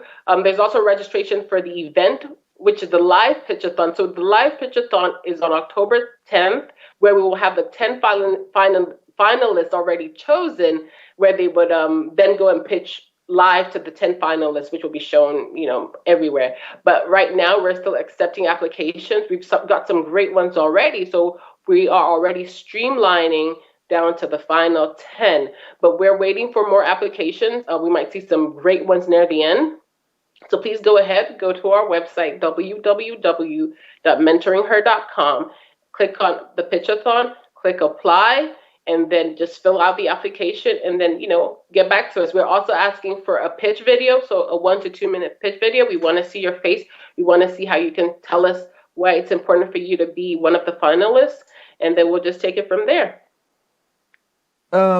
Applications are coming in already, and you're going to shortlist, and you will present the best 10 on the 10th of October. Is that correct?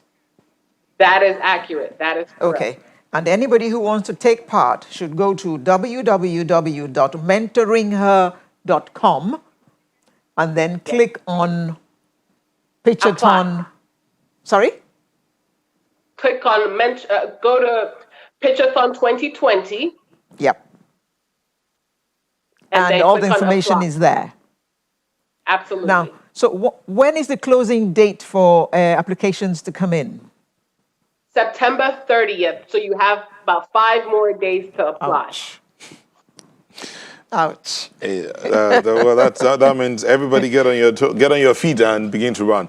But let me ask you this question. There are those who believe that the women are getting plenty of opportunities, plenty of mentorship, plenty of trainings, and hardly any, or very few for the men. So what's the chance that men will be getting some mentoring him that'll coming up real quick? Thank you for bringing that up. My son had asked me that. He said, what about mentoring him? But thank you for bringing that up. So the truth of the matter is actually men have been actually more fortunate than women to get mentorship. A man can also easily just say, hey, darling, I'm going to stay back in the office because I need to mentor this young man, versus the women counterparts. It's more difficult for us. And we are the vulnerable population, whether you like it or not. But to answer your point, particularly, hopefully, maybe us or another person will take up the mentorship of men. But I think there are organizations out there that are focused on men and reforming men. I think there's some people that are already doing that, and they're doing a really good job of it. Right now, our focus is to empower women more so that they can reach the level that they should, because we have been, that women have been sidelined for a little while, and we're just trying to level the playing field a little bit. We're trying to get to a little bit of equality here. I'm not preaching feminism here. I'm just saying we're trying to get to a better place. Equity. But let me ask this, Lola. Is it not too elitist? Would this be also extended to those beyond the urban areas? Yes, it's for everyone. You should see. And that's the thing. That's the beauty of mentoring her. It breaks down barriers of access. Normally, if you wanted to mentor, if somebody wanted to be mentored by you, for instance, they would reach out to you through a family member, a colleague, or something like that, right? But in this way, if you're mentored or mentoring her, it breaks down barriers of access of socio-demographic or socioeconomic status. You don't have to know me from my neighborhood or from my social class or anything like that. It breaks down so many barriers. So it is not elitist. It's a leveler. You connect based on the fact that you are a woman. The common denominator is that you're a female. We don't care how much money you have. We don't care what skin color you have. We don't care where you live. We don't care about all of that. And so that's the beauty of that. It breaks down all those barriers. So no, it is not elitist. It is completely the opposite. Okay then, Dr. Adeyemi, we wish you all the best up until September the 10th when you do have the finals. Thank you for bringing this to us. Mentoring Her Pitchathon 2020, which finals will take place on the 10th of October. Of course, it's a virtual event. Thank you very much and good luck to you. Sunrise will be right back with another interesting conversation in just a moment. Do stay with us.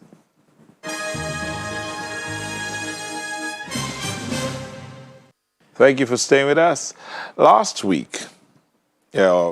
month rather, the Independent Africa Regional Certification Commission, ARC, for polio eradication declared that the World Health Organization African region is free of wild poliovirus.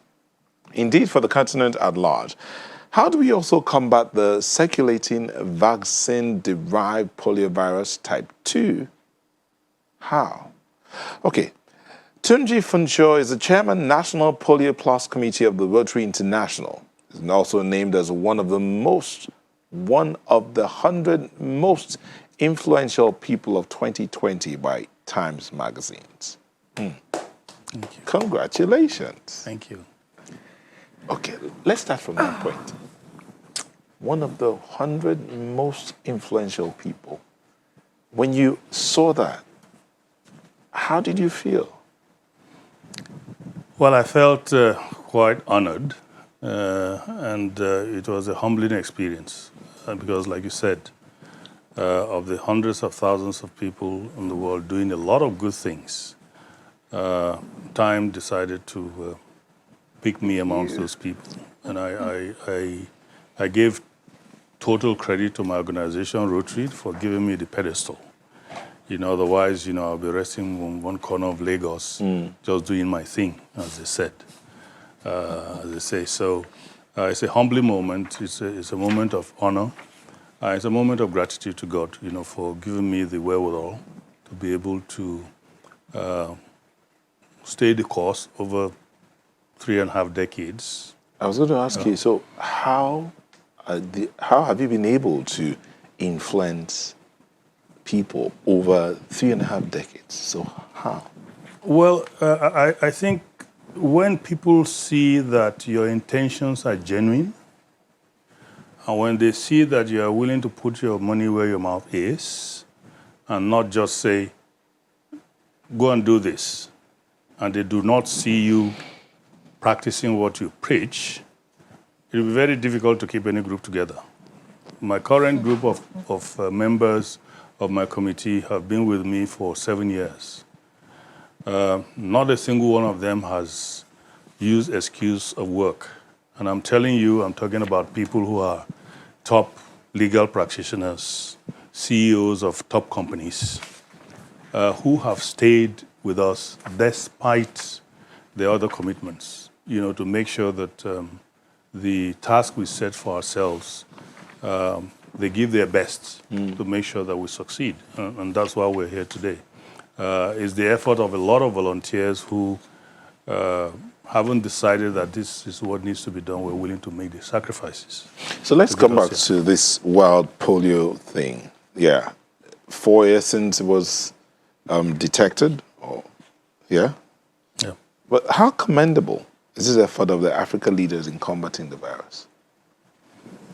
African leaders, I made this comment, in one of my appearances in the media yesterday, is that the polio eradication effort has shown us that when we come together, either as a nation or as a continent, for a common goal, and we have the political will to do it, there's no challenge that can stop us from doing so, no matter what the challenge is. Once we put our mind to it, genuinely to do it, there's nothing we cannot do in Nigeria, there's nothing we cannot do in Africa. Polio eradication is something that has taught us these lessons. So if in future somebody gives us this excuse that, Nigeria is more populated than other countries, or my country's GDP is quite low, we cannot do this, we can show them the scorecard of polio eradication. So it can be done. If we decide and we put all our efforts in it, it can be done. So what exactly did Rotary do that resulted in this huge achievement, which we're all celebrating?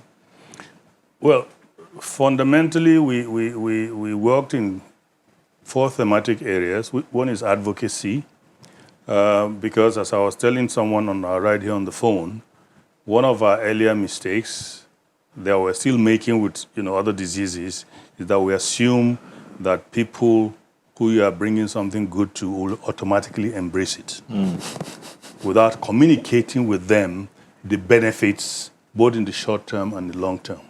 We're doing that with COVID-19, for instance. That is one. So advocacy is one of our strong points. Rotarians are present in every nook and cranny of the country, in Africa, in the world. So we have access to our local leadership. we have access to our national leadership. So we could advocate to them to make them appreciate the importance of carrying on this effort to eradicate polio, which we started long ago. And we've been lucky in Nigeria. We've had direct contacts with all heads of state since 1999 to push forward the need for political commitment and also resource commitments. That's one thing we do. We also advocate to ourselves, Rotarians, that these things cost money. Wherever you can find a little change, put it in the kitty. Your friends, let them put something in the kitty. Your family, let them put something in the kitty. Then awareness creation. You have been, a big partner in helping us create awareness on the needs, particularly when we're having our campaigns house to house. Either it's on the news or one of us comes to your studio and advocate and you broadcast it for us so people know that we're doing house campaigns. Be ready, bring your kids out. Those people you are seeing are not strangers. They are from the partnership to protect your child. And then I mentioned fundraising. It's one of the things we've done very well is despite the ballooning costs of the eradication, we started thinking we'll do it with $120 million. And we spent so far almost $20 billion and still counting. And therefore, fundraising is important.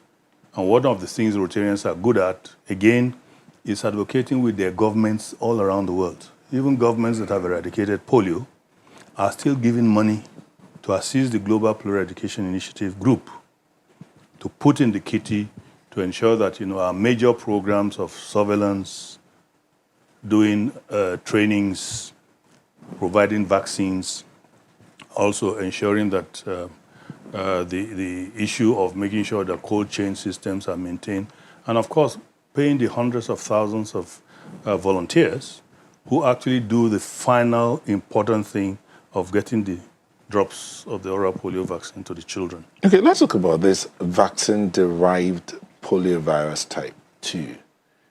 There are some countries that are still experiencing that type of polio. Does that in any way put a dent to the celebration of wild polio eradication? Oh, not at all. Not at all. I mean, even in Nigeria, we're having that. Let me just explain how this vaccine derived comes about. Some people are of the erroneous opinion that it's the vaccine you give the child that may cause, paralysis. That is not the case. The chance of normal oral polio vaccine causing paralysis in a child is 1 in 2 million. And if you look at the cost benefit, it's not something you even think about. But the vaccine derived the oral vaccine is a vaccine that contains live poliovirus, which has been chemically treated to make it non-infective. It has been weakened.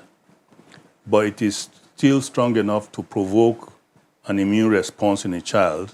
So when the child comes in contact with the poliovirus itself, the body can attack it and destroy it. What happens with vaccine derived is that in an environment where children are suboptimally immunized and also the environment is unhygienic, you have open sewers, where people, defecate and pass urine and so on. The vaccine-derived poliovirus comes from that kind of source because the original vaccine that is supposed to be weak, when it circulates in an environment where there's poor immunization for children, gradually gains power and becomes effective. So the way to stop it primarily is to ensure that the child is immunized. But secondly, to make sure that we provide an environment that is hygienic, clean drinking water, flowing and closed, drainages, so that interaction of the virus with the body will be stopped. But then even if it comes to the child and the child is immunized, the child's body will get rid of it. Doesn't it raise fears of a re-emergence of the wild poliovirus from this strain? Not at all. The wild poliovirus is a different strain entirely. If you recall, when we started, we had 3 strains of wild poliovirus, type 1, 2, and 3. We have eradicated type 2, we've eradicated type 3, we're only left with type 1. And the same strategies that we have used to eradicate those two are the same strategies we are using now. And we are 99% or more, of the way to doing that. So there's no chance at all of the vaccine-derived, becoming wild poliovirus. There are two different strains of viruses entirely. The second thing, of course, is that once we make sure our children are optimally immunized against the wild poliovirus, even if the wild poliovirus is reintroduced into the country from places like Afghanistan or Pakistan, it comes into the environment. Even if a child ingests it, the child's immunity will get rid of it. So the chance of any child who is optimally immunized against the wild polio virus getting infected is zero. So that is why our focus now is to ensure that every child, though we are polio-free in this country, there's no evidence of the wild polio virus anywhere, either in a child or in the environment, that a child who is not optimally immunized, if that child comes in contact with the wild polio virus, they stand a risk of being infected. Okay, we'll take a quick break. We'll come back to continue the conversation and the way forward, especially as all of this will affect the health sector in the face of the pandemic and all. Please stay with us.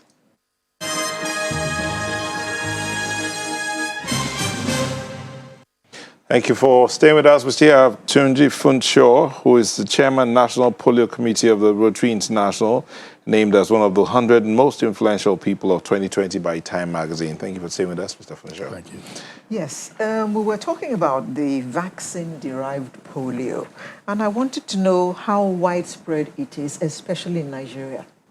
Well, it's not widespread in Nigeria. In late January, we had a case in Sokoto State, and just last week we had a case in Lagos State.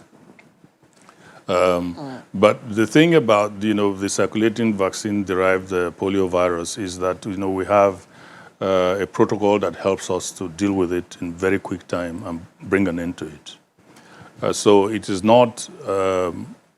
It doesn't pose as much of a problem as does the wild poliovirus, because usually within 6 months we can get rid of vaccine-derived poliovirus wherever they may occur.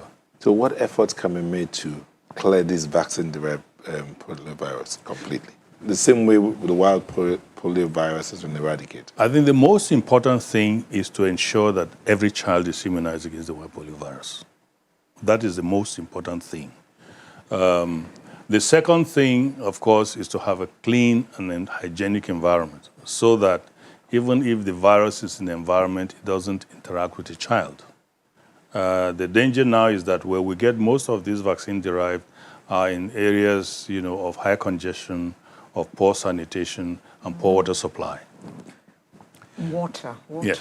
Water. But then the other thing we are doing, and we are in the third stage of the vaccine trial, we are providing a new vaccine, which will be a very stable vaccine. And so far, all the stages of trial, animal trials, stage 1 trials, stage 2 trials, have proven to be very successful. So we're going to roll out the third phase of the trial next month, literally next week, because that involves a larger number of people, and you need to take it to an outbreak area. And Nigeria is one of those outbreak areas. There's a high possibility that we're going to be one of the target nations to do the phase 3 trial of this novel oral polio vaccine. This is a brand new vaccine that is developed from the scratch. It's the first new polio vaccine to have been developed since the 1955 polio vaccine was developed. So that is going to ensure that when we're doing this outbreak response, we're going to use this new vaccine. But now with there's a pandemic in the air, the coronavirus, and then people talking about vaccines, and you're talking about this vaccine that's coming out next month. Won't it be causing any fears, amongst the people that not cause any worries? Not really. We have learned our lesson from our initial introduction of OPV to our environment, and the communities are highly sensitized now, about the need for us, because of this vaccine derived, to bring in a new vaccine. So at the very, very local level, community leaders have been sensitized. They will sensitize their people. And so it is going to cascade actually from top, to bottom, from the federal government level, to local government level, to ward level. Traditional leadership are also involved in this. By the time the third phase of the trial, starts, everybody is going to be sensitized to ensure that there is, like I said earlier, there's a buy-in. Because without a buy-in, you're going to have, issues of trust, in whatever the intervention is going to be. Thank you very much, Tunji Funchio, Chairman, National Polio Plus Committee of the Rotary International. Also one of the 100 most influential people of 2020. I like repeating that because it's inspiring me to buy Time magazine. Thank you very much. Thank you very much for having me. Sunrise, we'll be back for the home stretch. Just stay with us. Woman, oh, you go woman, oh, woman, oh, you go woman, oh, woman, oh, you go kill man, oh, and this love now, oh. You go wound man, oh, and this love not die, oh, you go kill man, oh. I wanna love you in the morning, girl, love you in the noontime too. I wanna see you in the evening, girl, kiss you when the moon shines through. I wanna love you in the morning, love you in the noontime too, yeah. I wanna see you in the evening, I kiss you when the moon shines. Heaven let this tune find you, 'cause I knew this is love, this is love, this is love, this is love that I'm feeling, yeah, feeling. This is love, this is love, this is love, this is love that I am feeling. Ooh, this is love, girl. Love, oh, love, oh, love, oh, love, I'm feeling. Hey. Oh, oh, oh, this is love, this is love, this is love, this is love that I am. Oh, woman, oh. You go on, man.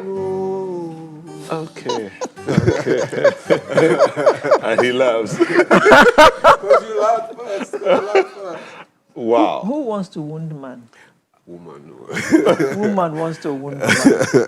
Well, okay, so it was a play on words, but it was a description of me saying to this person that it's you appreciating the person. It's just an extreme. It's an exaggeration. Like you go man, no, like that kind of thing. But it's just you appreciating the person. And you are feeling love.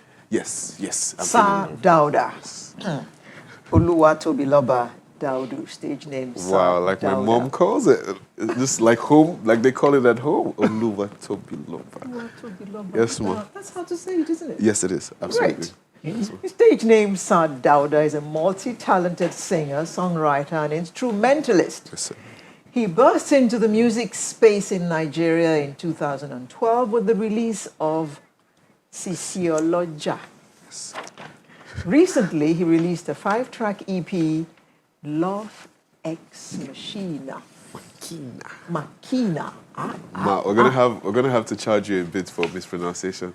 So every time you mispronounce, we have he's going to bring out the I needed to be educated. This is true. So we're going to have to charge you for not educating us. Well, that's another angle to it. He flipped it on me. That's another angle to it. Love Ex Machina. Yes, ma'am. Under Files' record label, Bad Boys Entertainment.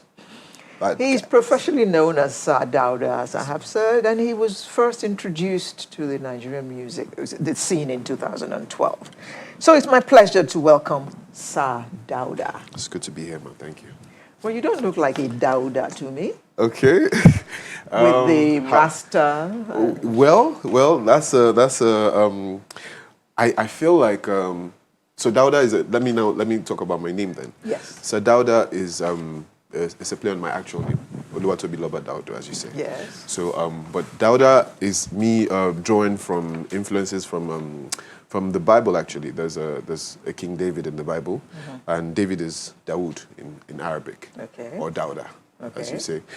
So Dauda is King David, and I feel like I'm trying to mimic parts of his life, not every part. But I'm trying to. I mean, there's stories of bravery, there's stories of loyalty, there's stories of of. He was an artist, he was a musician, he was a shepherd boy, he was a soldier, he was a king, and all that. And Sadauda also means spirit in rhythm, Dauda. So like I try to be in tune with. I try to be in tune with the spirits. I try to embody. So why did you burst into laughter? No, because you were smiling and you looked at each other. I'm like, okay. But, yeah. Well, go on. I'm ready for a twist. I'm ready for a question. We're listening. So yes, that's the origin of the name Sadauda. It means several things, but like it's all coming together yes, and for one thing. Yes. Did you always Did you always look to be this? A performing artist, a singer. Is it what you always wanted to do? What I wanted to be was I wanted to be a secret agent when I was younger. I wanted to be a spy. It's okay, you can still do it. I wanted to be either a spy or a veterinarian because I really like animals. From young, I've always been very good with animals. So how many pets do you keep? I have 4 dogs. You're welcome to come anytime. What's the breed? What's the breed? 2 Alsatians and 2 Caucasian Alsatians. That's cool. You're cool. Half Caucasian, half Alsatian. That's cool. No, that's cool. Are you a dog person too, sir? I have, I have somebody who says Alsatians are half wolf or half fox and half dog. All of them she doesn't go anywhere near them. all of them are wolf descendants. All of them, all dogs, are bred from wolves. So some of them are closer. Yeah. You get your huskies, which are closer in look and all that. You get some of them that were bred for work, for Alsatians. They were shepherd dogs. They were to help the farmers to herd the sheep into the guinea. That's those guys. Then you have the ones that are protection. You have them rots, and you have your Doberman, and then you have the ones that they use like in airports and all that to sniff out illegal substances. You know your dogs. Oh yes. Okay, so but now you're not a secret agent. I'm not a secret agent, sir. You're not a veterinarian. I'm a vet doctor. So you went to study music? Not exactly, no. I started off in law. I started off studying law. And I finished that. I got called to the bar. But I'd always, in between that period, always wanted to do music. I'd always found art and artistic expression, not easy, but easier for me than all the other things. I was kind of an awkward child. I was kind of a socially awkward kid. But I mean, amongst my family and friends, I would shine and be happy and all that. But like in a new situation in school or whatever, I was, I like to be by myself. But it gave me the chance to kind of observe and take in society, take in different people. So they're bullies, okay, they're bullies. They're the kids who read their books, okay. They're the sports kids and all those kinds of things. And and I'd always maintained that position across the various stages of my life. So it gave me an observer's point of view, basically, which I think is a very important point of view for a musician, for a writer, for a person who's going to be producing art. So.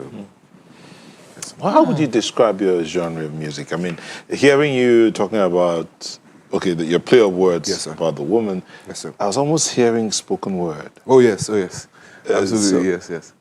So, but how would you describe your work? So spoken word is absolutely right, because I discovered poetry growing up, and in secondary school, I believe, actually, and I loved it. I fell in love with it. I was very enthusiastic about it. So the class poet. Amongst others, because there were some really good guys in my set, and then leaving and going to university, just regular written poetry and all that turned into spoken word, because I got the chance to perform it at people. And I had a girlfriend at that time who was really encouraging of it. And she's like, don't worry, we're going to do it. And so we went and we performed. And the first performance I had, I forgot everything. I forgot my words. And so I had to do something crazy. I took off my shoes and told them that I'm going to start again because I was more comfortable without my shoes, and I started again, and then it was good. Yes. Yes. Without your shoes. Without my shoes. All right. I am wearing shoes today. And you're remembering what you're supposed to say. Yes. Funny, huh? For now. Let's see how For now. So where did you study law? I studied law in the University of Buckingham in the UK. Okay, and what did your parents say when, because I know about the University of Buckingham. Okay, so after they spent all that money sending you to Buckingham, you came back and decided you wanted to do music. Do music. Well, what did your folks say? Well, the folks were into please initially. I guess I didn't think they would. Yes, and to be fair to them, what they wanted for me to do was just to be able to be useful to myself in life and useful to other people. They don't really care as long as it's something legitimate, as long as it's something that you can build on, as long as it's something you can pass on as well. So it was a bit of a struggle. All they wanted me to do was to finish the degree, get called to bar, and then you can choose whatever you want to do with your life after that. So that was their. They got round to it. They got round to it after a while. I think the first time that they got round to it was when there was a performance or something in school, I think, and then I was performing and. The reception was really, really good. It was crazy, and I don't think they had seen me in that light before. And they're like, okay, maybe there's something inside this thing. Maybe there's something inside this thing that you can. So and of course I try to, like, for my mom and all that, I try to. Times that she can be at the performances, I try to take her so she can understand that it's not like what they think it is, because a lot of people have this kind of very dark view of the whole industry, you know. But it's because it's a new industry, because it's just coming up. It's not formed yet. So a lot of things are still mysterious. A lot of things are still. Okay, so I noticed that you said to me about the creatives, yes, art and all. Do you draw or do you paint? I do. I draw. I paint. I like to make things with my hands. I like all those kinds of things. Are you left-handed? I'm not. Because when he said, "Do you draw?" You use your left hand to illustrate. Okay, so I don't know if I answered. So recently, you're ambidextrous. I'm teaching myself to be ambidextrous. Now I can write with my left, but I can't draw with my left yet. I can. But okay. I can write with my left. Right. Okay. Multi-talented singer, songwriter, and instrumentalist. Yes, ma'am. We should add a few more things to that. Yes, ma'am. Don't you think? We'll soon add painter, sculptor. Amen. Amen. Yes. Yeah. And okay, but we didn't say here that you're a lawyer. So what happens to your law degree and all of that? Do you practice once in a while since you've been called to bar already? Since I have been, it was a very short period. I wouldn't even try to make it look like it was more glorious than it was. I was for a short period in a ministry that this was during my so during your law school you have a period that's called chamber attachment and court attachment. And so they attach you to a chamber that you would follow your principal and go to court and all that. And you attach you to a court as well and all that. So during the chamber attachment time, I was privileged to go.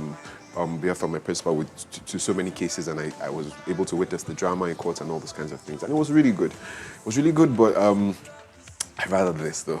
I prefer this. So the thing is that with the to your question where you said that what happens to the law, right? The beautiful thing and the thing that's happening now with Nigerian law is that, or with law worldwide, is that there's the alternate dispute resolution part of it that they're trying to make more popular. They're trying to make more accessible to people. It saves you time. It's shorter. It's less of a whole deal, and the judge stamps it as a proper decision as long as the two parties have come together. And this kind of allows you to practice law without practicing law. You're able to be in the ongoings without actually being in a court system, a proper court system, which is time consuming, which you have to. This is also time consuming, but you can. It's not as official and it's not as demanding. I would say, than being a practicing. So you'd rather do this besides music and. Yes. So my thing is that I had been maintaining some links with that. So sometimes you have to take some certification exams and all those kinds of things. So you still have to read and be on your toes and all that. So that is my way of keeping in touch with it. Yes. Okay. Now, tell us, how has your relationship been with Fowles the Bad Guy and the Bad Guys Entertainment. Yes, man. So You the were bad, his if you first notice. signee. Yes, man. Yes, man. I was going to say that the bad is BAHD. Oh yes, we all are aware of that. Okay, okay. I'm sorry about Okay, that. no, but tell us what it means. Brilliant and highly distinct. So it's brilliant and highly distinct guys. Ooh. So it's not bad guys like bad guys. It's bad guys like brilliant and highly distinct. So okay. I just wanted to put that there. Well, so now we note that you are brilliant and highly distinct. Yes, yes. So yes, well, so the relationship with Fowles. The relationship is quite good. We're sort of in the same age bracket, so we're talking like peers. Okay. And I do have to recognize though that he's paved a certain way ahead of me.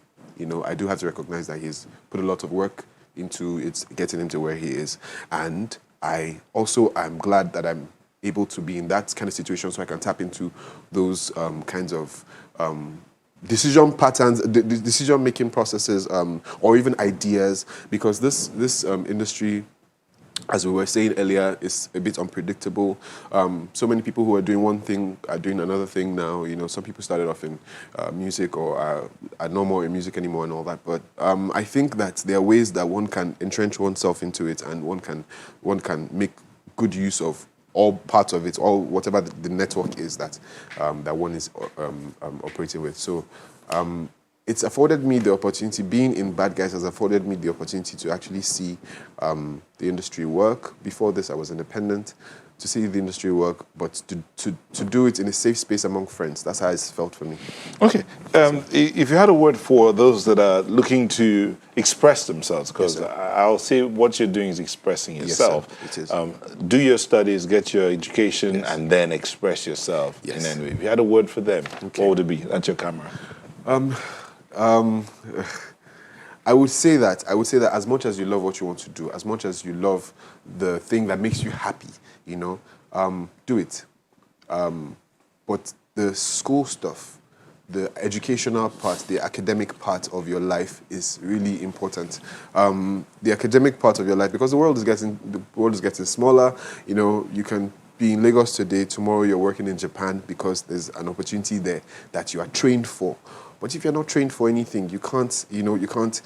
And apart from that, it's too risky not to know any other thing. It's too risky just to know the one thing that you know. You know, especially if you want to be in the entertainment industry. So the short answer to what you said, what I want to say to these people: study hard and also do your thing on the side, because you can do both. You can do both. We're going to sign out now, and then we'll leave you for about 30 seconds to say goodbye to the folks with your music. Oh, nice. Another play on words. Nice. Oluwatobiloba Daudu, yes, otherwise known as Sir Dauda. Yes, ma'am. Thank you very much for coming on Sunrise this It's morning. been a great experience. I've loved talking to both of you. Thank you very much. Thank you. And so that's our package for this day, this last Saturday of September.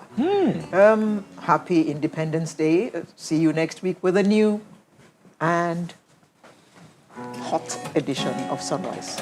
Indeed, I'm Neil Tagwe saying bye-bye. Be the best you can be, love your neighbor, be yourself. And please reach out to someone and be cautious. Wear your mask, wash your hands, and safe distance. We'll leave you with Dauda.